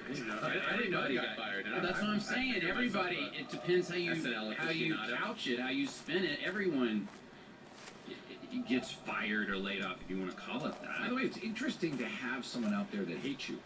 Yeah. It's actually interesting. I got about 2 or 3 people out there who fucking hate me. Yeah. And it's always an interesting kind of test of like your need to be liked. Like knowing that there's that person that's just like, okay. Yeah, and you kind of want to sit down and go, no, I'm actually a good guy. And you're like, you know what, at a certain point, fuck it. Yeah. People are going to think you're a dick. Hey, Mike, come in the dugout for a second. Yeah. We need to have a hard conversation. Get this dust off my head. Probably shouldn't do this during a game, but Now, I'm about to the bed. well, the new GM. Uh-huh. Just want to give you a little heads up. He's got a real bug up his ass about your batting average going down. What? And he also has some weird pickadill about the fact that you can't throw the ball as hard anymore. What? I mean, it hasn't gone down that much. Just, you know. Well, it used to be 312 was your average. 312, Now yeah. it's 210. 210, yeah, I know. It's not good. It's not good. He has a real bug up. He's really focusing on the batting average, and I think he hates you for some just weird reason. No, it's this batting average. He won't shut about batting average. You can't field the ball anymore. I will not get fired. It's him, man. Are you talking about how the manager's all over his ass? Yeah. This is so weird. It's so political and personal. The other day, he's like, what's that guy's problem? Why did he strike out 5 times in that game? Yeah, he wouldn't shut up about strikeouts. Like, what? That is so not fair. I defended you, man. That is personal shit. I said, Mike is the crowd loves it when he does his face first line. Yeah. Do you know what he said? This was so petty and like almost got like little girl bullshit. What? He goes, well, when he dropped that fly ball in the bottom of the 9th and cost us the game, I thought maybe I should put a better fielder out there. Are you kidding me? Do not. Okay, do not. And all of us, you weren't there. We were like, what do you mean by better? Because this is a guy who came to my daughter's 3-year-old birthday, which she barely understands she's having a birthday. You showed up. That's the better man in my world. Can I be honest? I called HR and I'm like, is this a hate crime? Like, it's such a personal attack. It feels like I'm being persecuted for who I am. He's not going to bring up the time. Oh, you're up, man. You should go hit. I'm not going. I won't. I got 2 men on. Hey, I'm going to pull one of my classic no swing at bats. What the hell's going on over here? You're up. You're at bat. It's my classic no swing at bat. And he's going to bring this up now? He's going to bring this up? I'm going to have to pinch hit for you. What's going on? Get in the game, goddammit. All right, fine. He steps up to the plate. Mike Andrade. That's your fake baseball name. Strike 1. Strike 2. Strike 3. He swung 3 times on 1 pitch. That's right. Back in the dugout. Wow. The manager's being weird. Is he being weird about that? Hey, man, I love the way you had your batting helmet on today, man. Thank you. I feel like I'm not getting appreciated for that. I know, but when you're up there, once again, he's got this thing with strikes. He must have had like union problems or something. He was growing being cuckoo. I heard this fourthhand, but Dave said that Sparky was talking to Carl, and Carl had overheard the manager going, God damn it, he struck out. We didn't get those runs in. What is up with him and runs? Like, I've always been taught, say nice things, put nice things out into the world. Totally, Right. Okay. totally. Don't By obsess. the way, you're great about that. Thank you. Yeah. Thank you. By the way, who's been here longer than Mike? Almost no one. Yeah. Except the manager. The only person who's been here longer is the dickhead manager. And this is how we I treat get Mike for being here a long time, is getting rid of him? I'm going to call a players only meeting. Or you know Are you what? going to? Let's call a meeting, and then let's bring the manager in, and let's end this nonsense. I think it's time. POM! POM! Huddle up, everyone! We got some shit to hash out. POM! Player only meeting. POM! POM! Pom! Pom. Not the beverage, pom! Pom. Not the Hey, no things that- cheerleaders in here. Pete! What the hell's going on in here, you guys? I heard there's a meeting going on. We just lost 7 Hey, straight games. Skipper, this is POM right now. Players only meeting. What? So you guys can be bigger fucking idiots? We lost 7 straight games. Skip, we gotta talk. We're not being. We'll definitely talk. All the You players, gotta take more pitches. You gotta work the count. all the players circle up around them like a large camp would. What the hell you doing? We're right giving now? you a pillow and a rubber hose. What? We got wiffle ball. Why is this guy talking? He's the worst hitter on the team. He's cost us 5 games. If you can take us all down, then fine. We'll go with your run regime. I'll beat the fucking shit out of you. Good luck. Sons of bitches, I fought a Tarawa. My buddy had dry socks. I wore them the entire war. Oh, God! So strong! He kills every one of the players where only Mike is left. Now you listen to me, you son of a bitch. You get in that batter's box, you don't even move your arms, you swing with your wrists? Yeah. You play so deep in center field, your back's against the wall, you're a terrible player. I just murdered 25 men in front of you. You know what we're gonna do tomorrow? What? We're gonna have a batting lineup of 1. We're gonna have a fielder of 1. And you're gonna show me you got some fucking sack. You hear me? All right, I'll take your challenge. My buddies are dead. Very unusual lineup card handed in today. 1 player, Mike Andrade, will be batting, and 1 player in the field. He will be pitching and fielding. There we go. He's going up against the Detroit Tigers, one of the best teams in the league. I'll show you. I'll show you. I'll show all of you. He throws the pitch. And strikeout the side for Verlander. Very strong half. Let me go to the other side where Mike Andrade will be pitching. I'll show you all. Throws a pitch. We see it slow motion as the seams slowly turn over. It's not fast at all, by the way. It's like 52 miles an hour. The Cabrera racks into it. A scream liner goes right back at Mike's face. Hits his face. It goes like fucking phantom camera slow, like incredibly slow. Just a wave of skin and teeth. We cut to the dugout where literally Mike has no face. He has a dark hole where his face should be, and the manager and the two of them sit. Wow. Hey, maybe I should take your advice. I'm gonna tell you something right now. You got a face that looks like a fucking moldy donut right now, but you showed some sack out there, kid. Yeah, we lost 78-0. The league is basically booting me out because I broke every rule there was by doing. You'll never look like a human being again for the rest of your life. You murdered 29 people. I did. I'm going to jail, but you showed a ton of sack out there. And you know what the best part was? It was sack with some pelt on it. It was hairy sack. Yeah. I'm an old man. I fought in World War II, and I'm managing baseball in 2013. I don't got much longer to go. But I'll never forget what you showed me here today. You understand me? Yeah. Now I'm going to go put on a pair of dried socks. I'm going to march down to the courthouse. I'm going to turn myself in. And I'll be up in Pelican Bay for the next 2 or 3 years that I got left. But I'll never forget what you did. I'll never talk shit on you. I'm proud of it. I love it. I'm proud. And that becomes a story that this man delivers to his baseball team 20 years later. And so, you see... Oh, God, I can't look at you when you talk. I'm just still a human being. I'm still a human.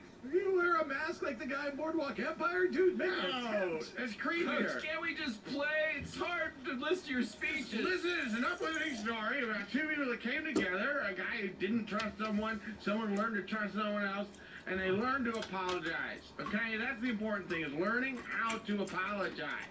Coach, I'm Dave Bromback. These are my 14 wives. Sally, Mindy, Sally, Julie, Mary, Katrina. Hello. Oh, God. Hi. Hey. Hello. Hi. Hello. Loud one. Our middle 91st son is having a hard time playing for you. And we just thought we should sit down and talk about maybe something we can do to make this a more enjoyable experience. I can't wear masks because there's not one that fits me right. My Taurus of a head. Katrina here, my ninth wife, has some skills. She's a very intelligent lady, and I think she can help you. Hi, I am a plastic surgeon. She's a very low, soothing voice, which is kind of why I married her. I have the ability to make you look like any celebrity. Yes. Living or dead? Living or dead. Fat or thin? So he picks a dead celebrity, Jimmy Stewart, unfortunately not realizing she does it to look exactly like they are when they are dead at that moment. So now he has a face that looks like it's been eaten by maggots and just eye holes like a skull. I look like a fucking skull! You said Jimmy Stewart, and this is what he looks like now. Literally, the decaying body of Jimmy Stewart is what I wanted to look like. I wanted to look like You should have said Jimmy Stewart. 1950s Jimmy Stewart or something. Without saying, I wanted the sexy Jimmy Stewart. You know the what? one- You gotta settle down, mister. Mistakes happen. Life's not perfect. I screwed up, Yeah, okay? she's saying it. So the real question is, let's be mad at her. How about let's make the best of looking like a Jimmy Stewart rot corpse? You're right. I need to be the best Jimmy Stewart rot horse I can be. Kids, come here. Come here, kid! I can't even have kids sit on my lap anymore. Excuse me, sir. You seem lost. You seem like an outsider. Yeah. Like no one wants you to be part of it. No one wants a dead Jimmy Stewart. There's a man who lives in the hills. His name is spoken in a whisper. His name is Raymond. And he welcomes all outsiders, all those who have been judged and felt the need to apologize. Really? Run in the hills, sing his name, and you shall join his brood. Raymond! Raymond! Excuse me, sir. Right? When I said sing his name, you're just kind of yelling his name. That's not Doing it even like remotely tone melodic. to it? We cut to the woods where he's yelling his name. Raymond! Excuse me. Hey, excuse me. Hi, I'm camping with my family right over here, and you've been kind of yelling Raymond around here. I'm just trying to find it. I really don't think whoever this Raymond is around here. Hey, who's her? Okay, no, don't get upset. I'm trying to find like what would be my spiritual Sherpa through what is a difficult time in my life. For a long time, I looked like I had a bagel with cat pubes on it for a head. And now I look like dead Jimmy Stewart. And it's actually an improvement. I'm just trying to find someone to help me. So I'm just trying to, if you can help me sing this man's name. You look for a man in the woods. You just move through the woods. Don't stand in one place. Really? That's my advice. I've been trying to go in concentric circles. I don't know. Help me sing his name, would you? This is it for me. This is the end of the rope. If You know I can't... what? No. We're not going to help you sing his name. Really? Fuck off. I'll help you sing. Whoa, my God. Raymond! Bob Dylan. Yeah.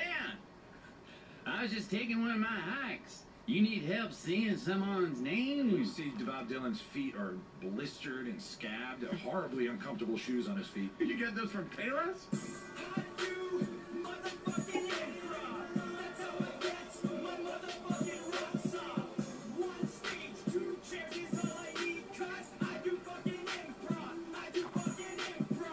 Do motherfucking improv. All right, guys. Anchorman 2, December 20th. All right. I saw you guys And have down last episode coming up. Oh, yes, Last episode ever. very funny season. I saw you guys have some jockey underwear. Yes. Your licensing for the movie. Not me. Get I that. didn't do the licensing, but yes, they actually have anchor band jockey underwear. That was funny. So go see that. Mike Still. I'll be in Key West with my family in December. Yeah? Yeah, I'm going down for my mom's 60th birthday. Have you been to Hemingway's house? No, I've never been to Hemingway's house. Well, Cats, right? Isn't that like the only thing to do? It's like drink or go to Hemingway's. That's it. Those are the only things. That's it. Have you been there before? It was like in high school. Oh, okay. Yeah. Donor shout out to Simon Klausner, $100 to Earwolf. Thank you, Simon, for fighting the good fight. MattBesser.com, folks. We got this improv manual. What else? I got my 2 stand-up albums. How come you haven't gotten it yet? Come on, guys. They're only $2. MattBesser.com. And I wanted to plug the show in general. Let's get an Amazon review for my book tour. If any of you guys do the Amazon reviews, I think you have to, I don't know what. Thomas, can anyone do a review on Amazon, or do you have to be registered, or do you know about that? Yeah, you don't have to be registered to. Anyone can? Yeah, there's verified reviews, which is like if you purchase it on the account. That's the thing. Maybe that's the thing, because I think you have to purchase it, or they don't put it up. So, Matt, is that the improv manual? Is that different than the history of UCB? Is that another book? Oh, much different. Oh, I mean, totally different. Heard of this. Oh, I read really? the UCB book, which I loved, by the way, but I have not seen the improv manual. I'm going to purchase that. Yeah, it's good, man. I think you'd be pretty fascinated by it, just because it's all the stuff that we learned, but now it's like put into words, you know. That sounds cool. What else? That's anything? Am I forgetting anything, Thomas? Our stealth subscriptions. I saw we had a few. Oh yeah, we did have a couple. Yeah. And what happened? I think that's pretty funny. Our new thing is go subscribe on iTunes on someone else's computer. Especially, I think that would be a good one for the Thanksgiving break in particular. Like, how many of your family members can you subscribe to? Maybe that should be the contest. We'll have you on the air. Whoever wins will have you on the air to tell us about it on Skype. If someone, I'm going to say this right now, if someone can subscribe on Ted Cruz's computer, I will give them a walk-on part in our next movie. Wait a minute, That's great, yeah. For real. Senator Ted Cruz started the government shutdown. Oh, I know this guy. Yeah. Okay, let's really? do that. Oh. He's the evil. Oh, yeah. And I really mean it. If anyone can sign on Ted Cruz's computer, I will give them a walk-on role in our next movie. I feel like that's possible. Wow, guys. That's and huge. if you do Mitch McConnell, you get to be a PA for a day. There you go. Yeah. What else do we have? We had something else, didn't we? The T-shirt. The new T-shirt is out. New T-shirt with our robot lady on it. Sexy robot lady holding up 4 fingers for Improv for Humans. Get that at the store. How much? $20. $20. Old ones are $15. Keep being human, folks. Music by Robertson and Hard Left Productions. This has been Matt Bess's Improv for Humans.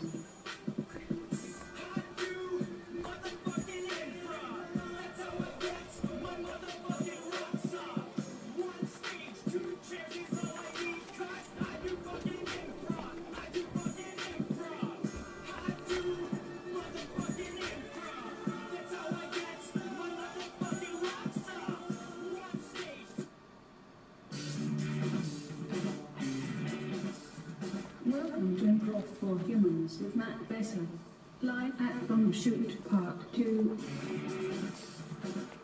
Bumbershoot 2013! Thanks for coming to the Comedy at the Bagley. Improv for Humans will begin in just a few moments. In the meantime, we want to make sure that you take time to check out the happenings at the Soundwave Stage presented by Toyota and Spin Media on the North Fountain Lawn. Also, did you know Bumbershoot's festival merch is made from bamboo? What? Not only is bamboo better for the environment, it's incredibly soft and comfortable. Hey, stop by any of our merch booths and feel the difference for yourself. After the show, ladies and gentlemen, we must clear the theater. And now, as a courtesy to the performers, please turn off and put away all phones, PDAs, cameras, and other recording devices. Let's thank our stage sponsors, SeattlePI.com and IFC.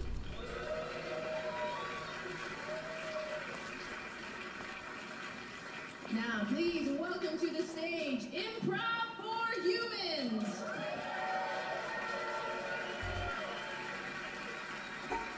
Hey everybody, I'm Matt Besser. Let's welcome Tim Meadows, Ray Alicia Sands and Brian Husky. Woo! Seattle. What's up, Northwestern provinces? I love all of you. Who out there loves bamboo? Yeah! I just have heard that announcement. What was the announcement? It's soft. Yes, It's soft. That's the general message of the She festival. said Bumbershoot is all bamboo now. Right. They have a What does that surplus. even mean? Well, they have a bunch of bamboo they're trying to get rid of. Like, they overbought the bamboo, so they're trying to push the bamboo. This place is run by pandas. It's good for torturing people. It is, and separating yourself from your neighbors. Yes. Yeah. Yeah. And Bamboo is the hardest thing to get rid of if it grows wild in your lawn. Did you know that? Huh? You guys know that? It's like the roots go down as high as the bamboo goes up. So if it goes up like 9 stories and it goes 9 stories into the ground. 9 stories. That's an extreme example. It also personal story. It also attracts ghosts. Yes. So if you have it around your house, they'll show up, ruin the property value. I like to do guessing games, guys. So without raising your hands yet, how many people here do you think have bamboo? Less than 3%. I'm gonna say less than 3%. What do you think this is right here? 400? This is like 16,000 people. Really? I'm not good at numbers. Easily. That's a horrible estimate. I don't believe any of your stories now. No, this is easily because a lot of people are saying. How big did you say your dick was again? In kilometers or? I don't believe it anymore. All right, folks, we're having fun. Oh, I didn't find out. How many people here have bamboo in your yard? Interesting. Yeah. It's like 15 You're years. not sure popular yet. Poor guy. You guys right here, you're a couple, obviously. Did you plant it yourself, or was there when you moved in? You planted it, and how long did it take to actually get like 9 feet tall? You bought it tall. Really? You had it shipped in 9-foot. That's 9-footers pumped in there. No. What? You can buy 20-foot bamboo? That was medium. I can't imagine what this store Are you guys is. swingers or nudists or what's the? Yeah, what are you hiding? The sex trampoline. Sex trampoline. Well, Let's yeah, cut to we the need a sex. 20-foot. Let's cut to the sex shop right now. So I bought a sex swing from you guys a couple weeks ago, and it's really good. Oh sure, yeah, Dave. Yeah. What's that? Dave, I remember your name. Oh, wow. Yeah, that's a hard All name. my good customers. Yeah. Tell me about the sex trampoline. I'm not sure I get it. Like, what makes it different? Well, you get into a harness that exposes your genitals, and the harness is like it's on rubber, like big rubber bands, and then you just both go at it in this trampoline. And the fun of it is trying to get to bounce at the same time. Right. I mean, you have to have perfect timing to have sex on a trampoline, I would think. Dave, I didn't say it was easy, you know, when you So, came in here. just give me a hint. Do I get her jumping first, or is it easy for me to start? It seems like her, and then I just... Well, do you have trouble getting an erection? Do I have trouble getting an erection? Yeah, because sometimes you have to time it right. So if it takes you longer to get an erection, you maybe watch a video of guys blowing each other, whatever you have to do. And then... Why is that what you would... Oh, I don't know, Dave. I don't know, Dave. All right, cut to Dave's apartment. Hi, sweetie. Okay, I'm gonna go up. You're gonna go up? Yeah. Okay, I'm gonna put some gay porn on. Okay. Honey, I'm waiting before I go up. I'm not really into gay porn, sweetie. You don't have to be. It's for me. Oh, okay. You just need to maintain a rhythmic... No, hold on, let me... Oh, God. Cover your harness. Yes. Have your genitals exposed on the harness. Hi. Hi. Yeah, I just happened to be passing by. I'm a bamboo salesman. And, We have no need for bamboo. Well, Hold on. I couldn't help but notice I saw in your recycling you had a sex trampoline box out there. And I figured... Damn it. You were supposed to cut that box up. I thought I did. I thought it just said X trampoline. Hey, there's no shame. You know, I was just watching a video in my car of two guys blowing each other. So we're all sexual creatures. Yeah, that's true. What do you want, Mr. Bamboo Salesman? Well, I was just wondering if maybe you want to put in some, some tasty, discreet shading for your activities. why would it be tasty be your first adjective? Are we gonna eat the bamboo? Yes, I'm new at this job. I'm not a very good salesman. You don't want to eat something that you want to hide you. Well, tasty in the bamboo trade, tasty means classy. Because it translates from Chinese. Well, how tall are the bamboo plants that you have? Well, it depends on how high you want to fuck. I mean, well, right now we're only fucking like 10 to 12 feet, but I hope to be fucking her at like 50 to 60 feet in about 4 months. okay, well, you know what? I might have to hook you up with a redwood salesman then.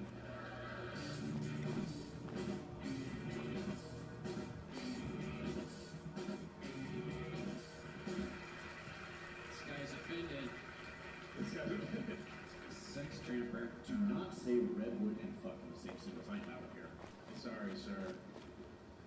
Alright, folks, let's just start with a suggestion. What we're going to do is we'll take suggestions, we're going to rap about it for a little bit, and then we'll launch into a scene.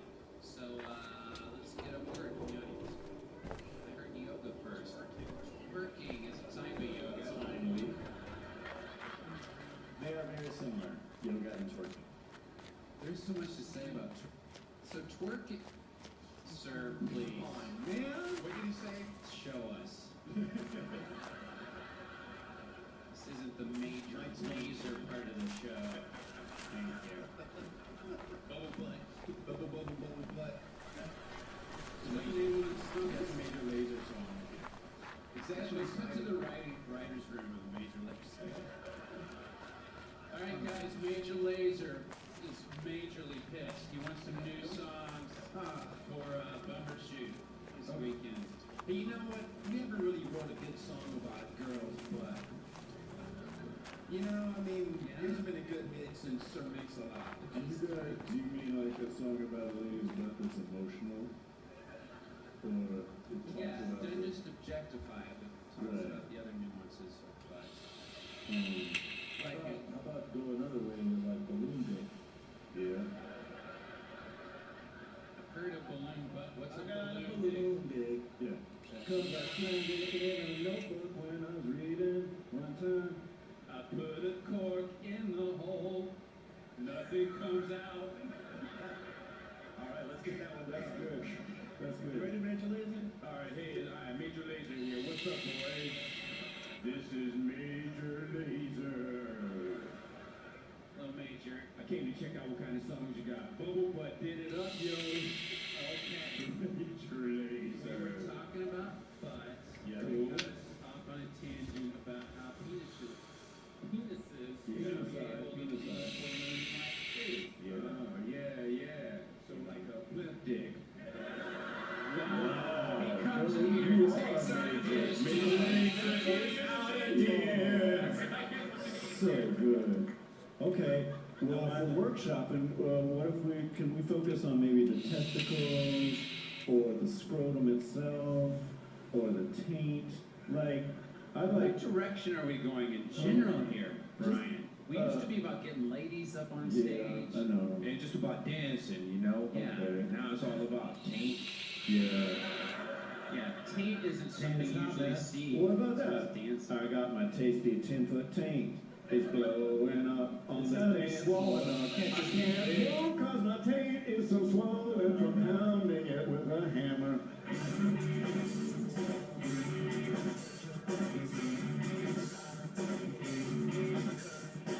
That's 2 scenes where you had a tasty. Are you hungry? All right, let's get another word from the audience, please. I heard something up here. Le Baron?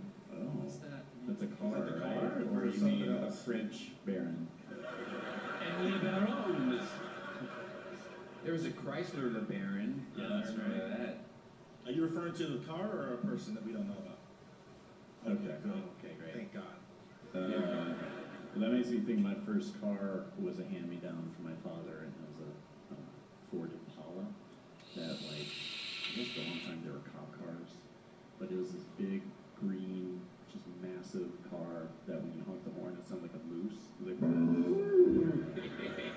and for whatever reason, at some point the paint started to lose its protective coating, and you could just rub your finger on there and paint would kind of come off. And so my buddy, who was in high school, he drew two big boobs on the back and wrote as hard as he could "tit wagon" on there. So I was stuck with this car. And I tried to like kind of rub it off, and I don't know how he got it off so well. And I was like, God damn it, this is nuts. So we just drove around in the tit wagon. And then we got into this habit of going out to this dirt road and trying to do this thing that Buddy came up with called the Rockford Files, where you go as fast as you can and you cut the wheel just. And so the first time we went out there, it was like midnight, we had snuck out, and it was like, okay, you're gonna do a Rockford File. And so I gunned it and went down this dirt road, and was like, cut it! And we went like immediately into a ditch. And we were just stuck there like, oh, we're all teenagers, we're idiots. This is terrible. I worked at a rent-a-car company, and like they rented LeBarons, convertible LeBarons, and we would take those and do donuts with them in the back. And it wasn't working very well because the cars were new and the tires were new, so we ended up just pouring soap all over the parking lot. I thought you were going to say, so we ended up not trying it anymore. No. We spent hours soaping up the whole parking lot. And Hey then we guys, smashed the car. guys, can we get in here? Yes, sir. We were still working, but I okay. know, just take, I appreciate your enthusiasm. I was noticing that pretty much all of the fleet of cars we have, they all have pretty significant scratches on the left side, almost like they all went in some kind of circular motion. And Are you complimenting the right side of the car, sir? Because we have been maintaining those. Thank you, sir. Yeah, Thank you, sir. The right side is pristine. Yeah, the right side is looking good, but the left side looks what we call the business terrible. So I'm just wondering if you guys might know why. I mean, is there vandalism in the area? Well, you know, some of the customers that we get, sir, they drink, and like, you know, you never know what's going to happen when they bring the car back. And, and actually, I remember this one guy had like a patch on his eye. Oh. I don't remember which one. Whichever one would cause you to hit the left side of the car. Probably his left one. Probably his left one. If you didn't know he was going down. And I kept telling you, like, hey man, don't be bringing back these cars all messed up on one side. Should we not be ridden to pirates, sir? No. I mean, tell us. Put it in a memo if that's what you want, sir. I didn't know that we're having there was a sheer volume of that number of pirates coming through, or assassins. I don't know. Well, I mean, this one time, Chaz Bono came in here, and Chaz Bono. His man side drove really good, and his lady side drove like shit. Hey man, she was sitting on the left. man. I know it's not fair, man. It But could it's have true. been a man side that How drove do you bad. know Which side was driving bad? Because he had lipstick on the left side of his mouth, and a mustache on the other side of his mouth. Okay. Well, I guess we have to make sure that people aren't like half Asian and stuff then, right?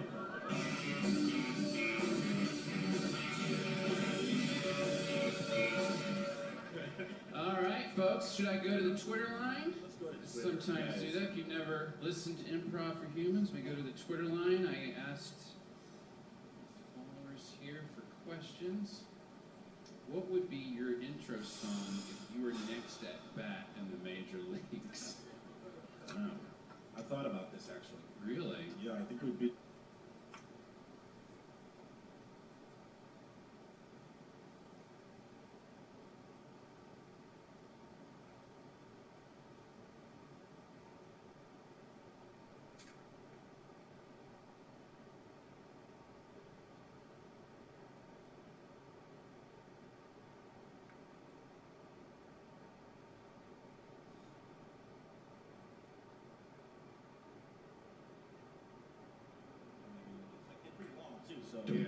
Yeah. Mine would be.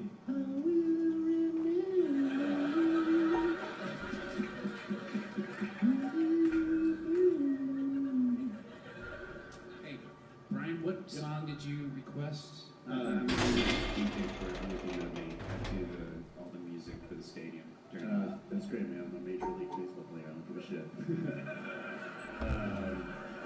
A lot of you guys treat me like that, but I'm just here to service you guys. I want to get you a rockin' song to go out there to. Well, I made Man, we get him fucking fuck and we get blow y'all every fucking night, man. I ain't got time to fucking worry about this guy, man. I fucking get home run and fuck was come on, Louis. That's a week, huh? That's me.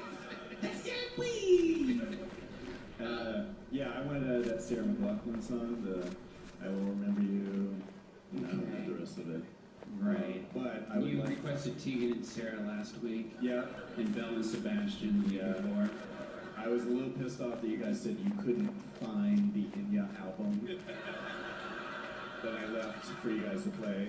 Don't you think the Inya Song of a Conch Shell, that's what you wanted? I wanted the whole album. The whole album Yeah. before I wanted to really take my time strutting across How about some Metallica, Enter the Sandman? That's what I was thinking would be great for you tonight. Can you do a sort of like a piano and wind chimes version of that, maybe? Like a more relaxed version? I don't want to tell you your job. No, because you're nothing and I'm a Major League Baseball player. But we want to get the crowd hyped up. Baseball already is kind of low energy compared to the other sports. Okay. So when you play these choices, they're very mellow. You see that, right? Yeah, but when I hit that ball, it's like people are just about to drift off into sleep, and then they're like, "What the hell?" And that place goes crazy. Yeah, people respond like they're waking up from a nap. It's not even excitement. It's like, yeah. I want drinks being spilled on each other. Freaking out. Yeah. That's not excitement. That's fear, Well, basically.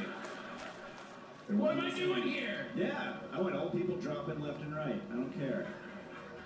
I want Michael Jackson. Michael Jackson? I want Michael Jackson, yeah. When I go out to bed, I want to see Michael Jackson. Pero, not a Michael Jackson song, pero a recording of his conversations with his doctor where he was woozy and forgetful. See, I thought there was a communication breakdown between us. You don't want ABC 1, 2, 3. You want the conversation with the Between Dr. Conrad Murray and Michael Jackson. He's asking for more milk to go to sleep. Next up to bat, Yasiel Puig. Listen, Doctor. I've been working on this concert. I can't sleep at night. Let me shoot you up here. Let me shoot you up. Bend over. Let me shoot you up. Take this pill. Take a pill? Put this head I back. want the real stuff this time, Doctor. Puig steps up to bat.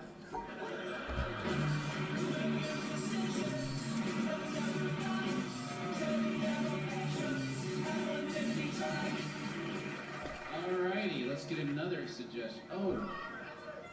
Wow. They really love suggestions. Did you hear anything out there? It just sounded like everybody was football. I heard peanut brittle. Peanut brittle is what you heard? Or just brittle. Which one was it? Space Needle. Peanut brittle. Space brittle. Space brittle. Space brittle. It's important. Peanut Sequel needle to or Space peanut Jam. needle. Either one. Peanut needle or space brittle. What's in the Space Needle? Is it just like, it's just a thing, right? Yeah, You just go up there. I went up there last time I was here. There's a restaurant up there? No, it's like a little museum, sort of like explaining how the building was made and why it was made. Let's cut to that tour. All right, ladies and gentlemen, the elevator will be opening up to its top of the needle. I got a question. When does the Space Needle take off into space? Yeah, what does it have to do with space? It's not. Well, it's not a space. It's not going to take off. This is not a rocket, sir. That's false advertising. Oh, it must have fell from space. Yeah, is this from an alien culture? No, sir. This building was designed many years ago, and it was designed with a futuristic sort of outlook. An outlook? It has this thing is a personified being, but it has like a relative circle. What kind of needle looks like this with a big round thing at the top? Obviously, a needle in space.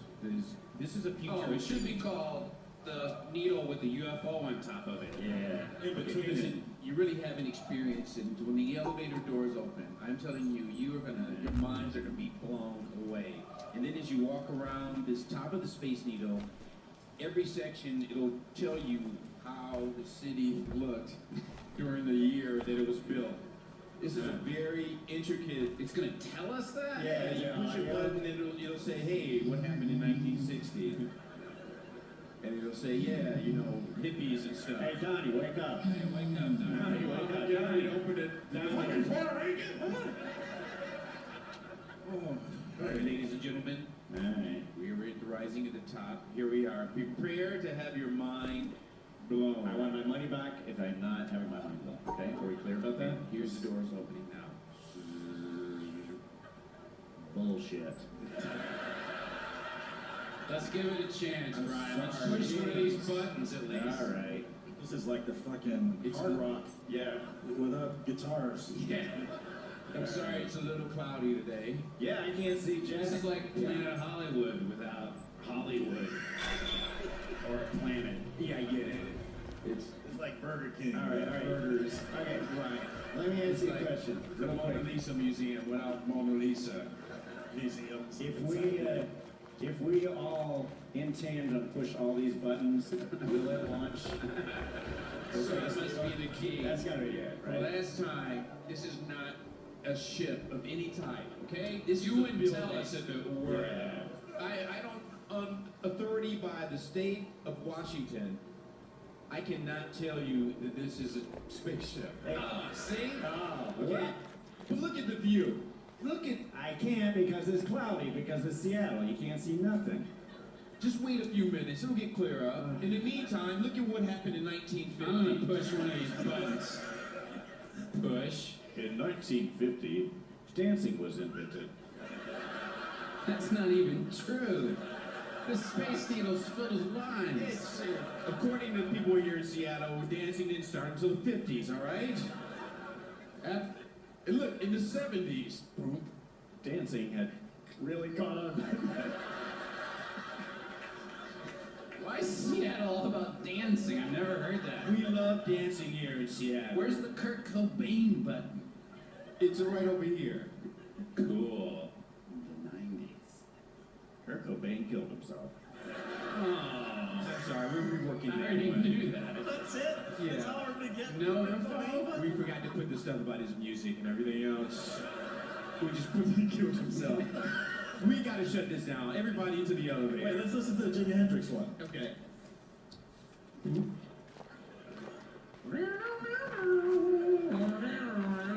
Everybody dance.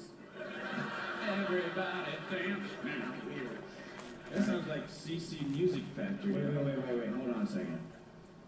Is that a trap door? Yeah. Can we go through that trap door? Is it just gonna make us fall? Or it might reveal to us some kind of secret chamber in which this might be used.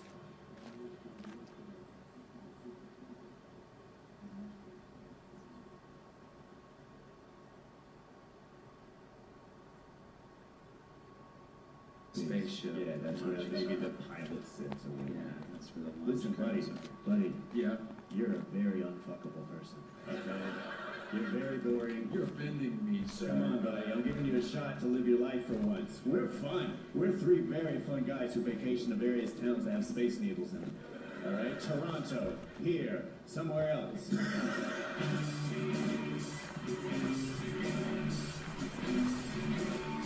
I don't know where to go. Alright. I'm gonna I know it's in here, I don't know where. How have you, I'll give you a few here. How have you unintentionally ruined your life? That's assuming you've ruined your life. Wow.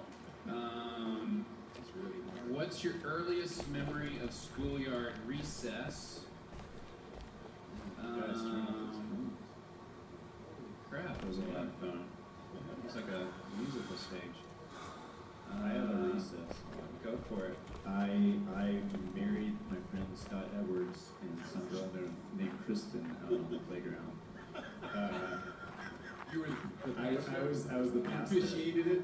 And I remember it, like, for whatever reason, we had talked about it, like, over the course of the week, and then, like, by Friday, we're like, okay, today's the day. Now, were they, how old are you? This is the first grade. And they were they claimed you girlfriend, boyfriend. Well, I know that they had exposed themselves to one another. Wow. Yeah, they were exploring. That's what you do. You know, you're 7, you're exploring. No? You have terrible parents who have orgies in your house, and so there are no boundaries. Is that how it was? I never exposed myself. Did you? No, but I mean, that wasn't. They were, I think they were like, oh, you got a gun, I got a ping pong. That's what they used to call it back in the day. That's what they used to call it back in the Little Baron. But yeah, we went out there and we picked up she picked up a bunch of weeds for the flower bouquet, and he buttoned the top button on the shirt. We did a little polo with 3 shirts, and we went out there and we got one kid to be the witness. And I said, do you, Scott, want to marry her? And he said, yeah. So, just want to marry Scott? Yeah. Okay, you guys kiss now. And then they kissed. And then we went around and told everybody on the playground, like, they're married now. They're married now. Wow, Yeah. kissing, And they're still together to this very day, guys.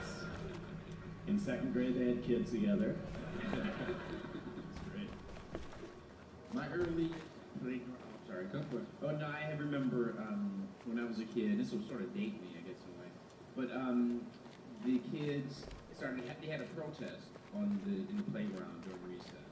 There's this kid that was really charismatic, and he could only be maybe 12 or 13 years old. But he got every kid in the playground to walk back and forth shouting peace, peace, peace. And they kept doing it over and over. And I was maybe in the 2nd grade. I was probably 7 years old, something like that. And I think this was after, it was near the end of Vietnam War. Mm-hmm. So it was this big deal. And I remember teachers looking out the window and going this kid, who is this kid down here? He's got all of the students shouting peace, walking back and forth. Yeah, it was pretty. That was my first, and I was like, "Is this what the playground is like at school?" It's like fucking President Mama, we have 2 children from the local elementary school and want to talk to you about Syria. They're on one of the tours and they ran past me. I'm really busy. I was working out in here.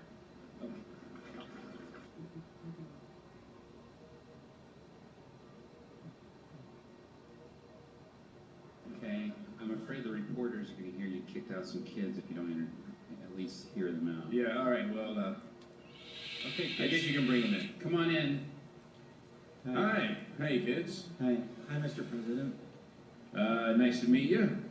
How's your dog? My dog is great.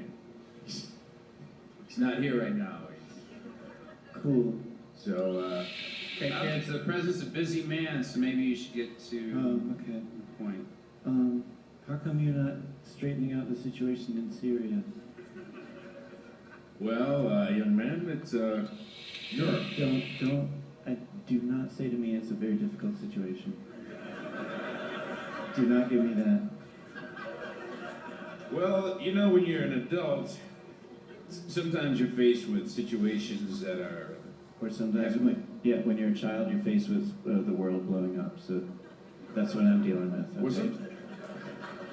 Well, what I'm trying to say is, sometimes I know he has a point. Sorry. Sometimes, in order to solve a problem, you need more than one person to solve the problem. I'm sure in your home, if your car gets into an accident, your dad and your mom might have to work together in order to get the... We've never had an accident. Yeah. It's never happened.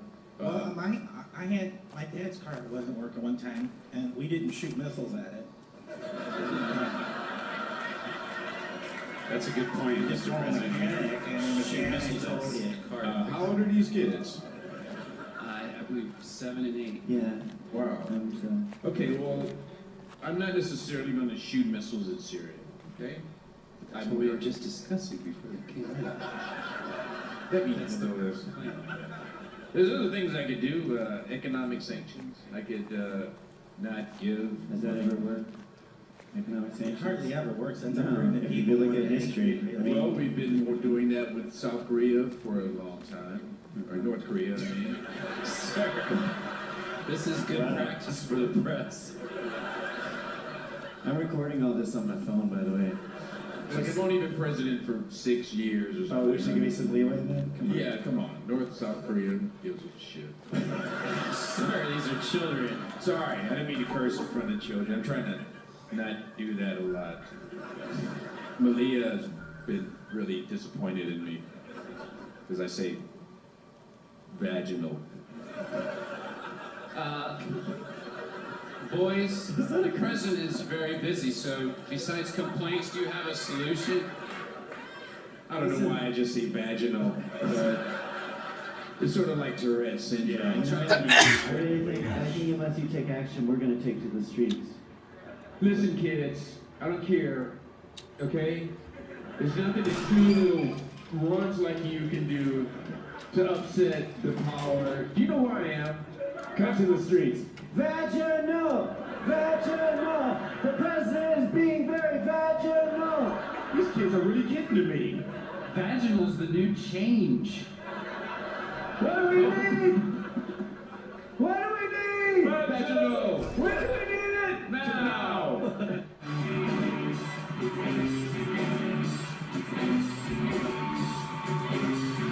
Okay, let's from the back row, because I had a hard time hearing. Let's get a suggestion from the back row.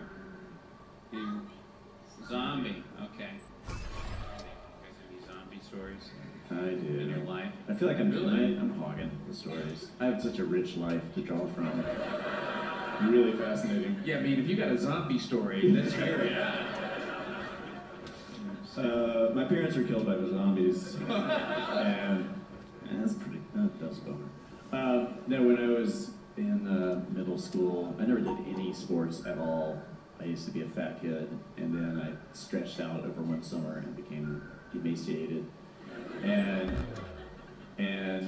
my family was just like, just whatever you do, don't do anything physical. Just sit around, watch TV and stuff. And I got to the point where I was like, I hate this.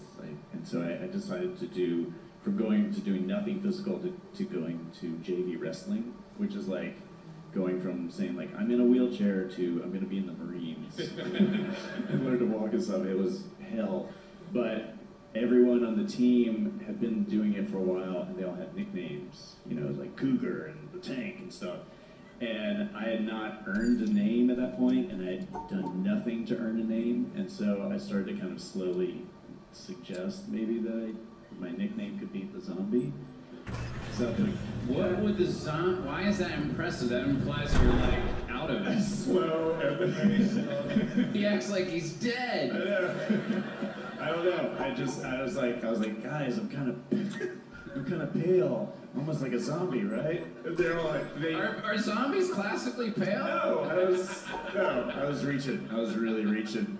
But just over and over again, I just kept putting it out there. It's like, oh boy, it looks like Zombie's about to get on the mat. It's like, nobody else is calling you that. I don't know why you can't give yourself your own nickname. Hey guys, it's a new season of wrestling team. Yeah. Can't wait to wrestle another man. I am so pumped for this season. I am not doing steroids, Coach.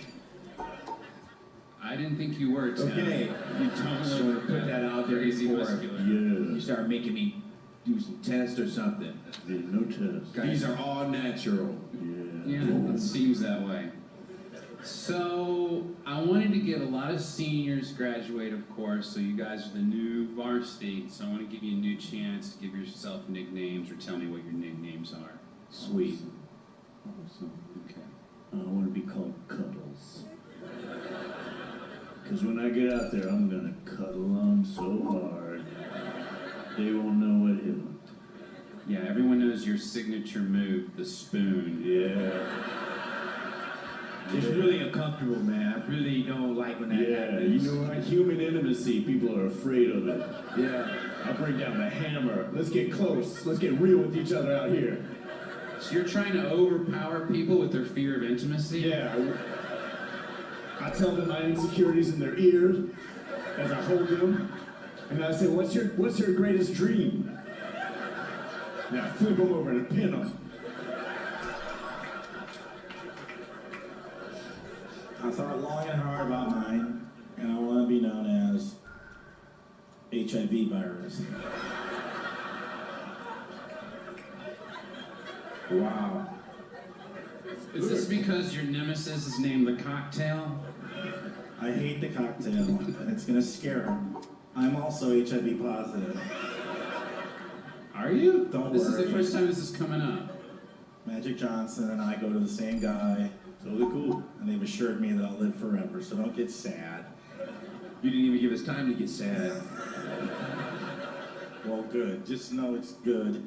And I think this is the best thing for the team. Is it good that you got AIDS? Is that what you're saying? Hey guys, I think we all need to get down at the Cuddles right now on the mat. Let's all talk about this with HIV. Yo, All right? Cuddles and HIV positive are gonna fucking tear this place down.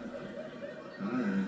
I like that you're embracing that ratio. Thank you. HIV positive, HIV plus. What about you, Tim? While I was thinking this over, I want to be called the Mummy. Oh yeah. Yeah. Because, like, I come at you slow, and you get scared when you see me coming. Yeah. And then you get down on the ground because you know the Mummy is going to get you. And he ain't going to let you go. Yeah. And you love rolling toilet paper all over your body. I do. Yeah, that's the only part that I relate to, is you like wrapping yourself in toilet paper. Why are your opponents just going to get down on the ground? Because you're slow. Because the Mummy, you ever seen the Mummy in the movies? I've seen so many mummies. Well, the Mummy, he moves really slow, and people could run from him if they thought about it. Right. But they get so scared, man, and they just go, and then they just stay there. You know, that's going to be perfect if you go up against that guy whose nickname is Brendan Fraser.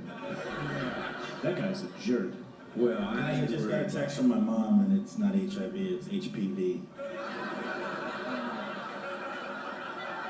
You seem bummed about that. I am bummed.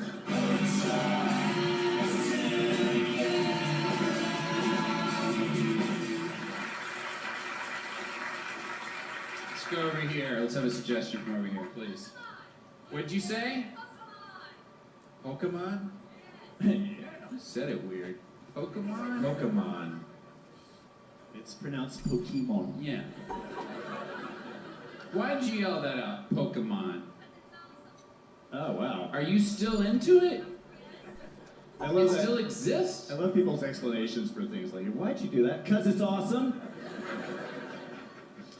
I can't even remember what it was. I feel like it was something popular in the 90s. Yellow blob with legs and eyes, right? It's essentially like a living booger, right? But they don't still make them, do they?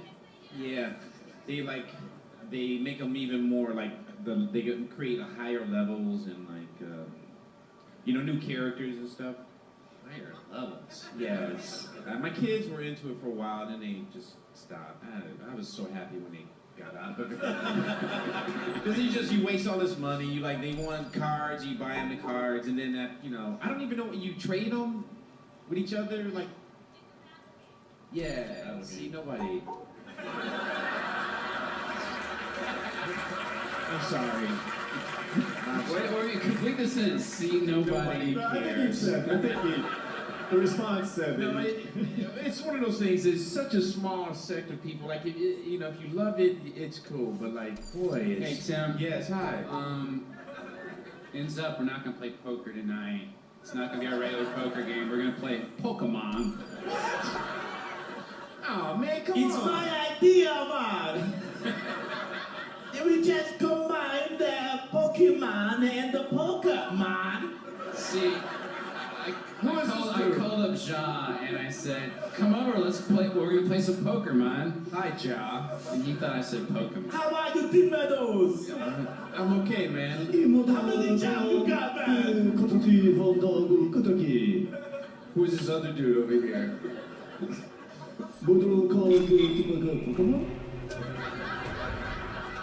He's actually from Japan, so. Japan.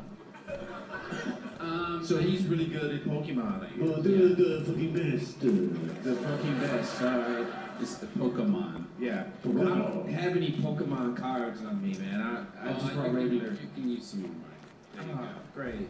So it's the rules are best if you just kind of jump into the game. Oh, and okay. Just kind of get it. Okay. We play Yeah. 5-card Pokemon. Ready? Right. 1, 2, 3. Pokemon!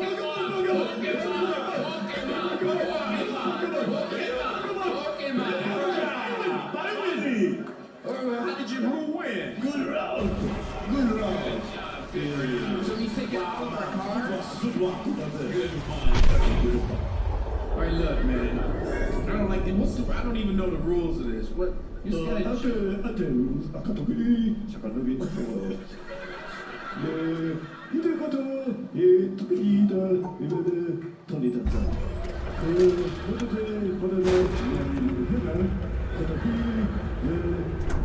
Yeah. The Maryland hitter is the wild card. He wants to up the ante, man. Oh yeah? To what? You want to play for money?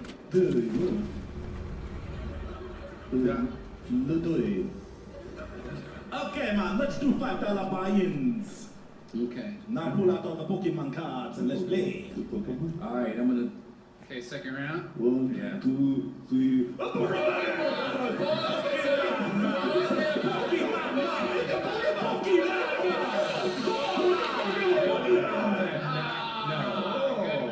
I won. I'm the fucking best. Wait a minute, man. He is the best. I didn't Pokemon this time. How come I'm not the winner? I just sat here and watched you guys. Well, you can't just sit there and watch, man. You got to participate. Yeah. But I participated last time and I lost. Did you say Pokemon? I said Pokemon like you guys last time. All right, well, I'm going to sit out, man. I'm going to sit out of this one. Okay. And I'm going to sit out this round too, Tim, so this be you and the champ. You can start the round. Yeah, you count it down. All right. $5 buy-in, both of you. $5. There you go. Okay, good. Ready? Ready? You count it down. Okay? Yeah. All right. Where do we start counting from? Oh, God. Oh, come on, man. How about 10?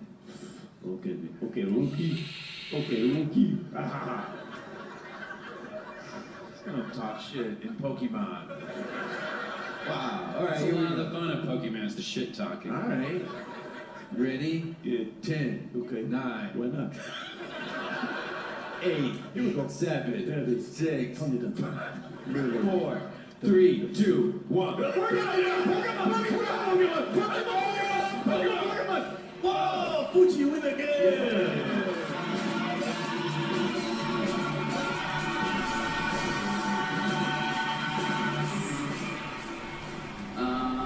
So guys, any observations you want to talk about from the I got one. Did anyone see, I don't know if you call it a protest, but there were about 20 women with signs on Denny. Did you guys see that today?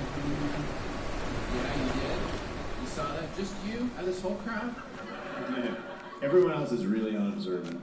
At least I'm not crazy. At least one guy. Did you guys see him? I did not see it. I don't go around Denny. That part of town is. Our hotel's on Denny. I know, it freaks me out. I always go out the back way. Don't tell people where our hotel is. Well, it's not like I told them your room. I know, it's weird. I mean, the fact that I'm in. I love those numbers though, Tim. You have like 418 for your room. It's so cool. Those are such cool numbers. Cool number. Yeah, it's So not back so to my weird. protest observation. What was the protest about, sir? Are those signs? Ugh, who likes that shit, right? Well, here's the Pregnancy. thing. That's not Pregnancy. what it was. But I had the exact same thing. I read 20 signs. I walked down the road, these signs, and at the end of the signs, I said one, I'm like, I have no idea what you guys are trying to communicate here. Choose now! More is less! One said, or a few of them said, birth is important.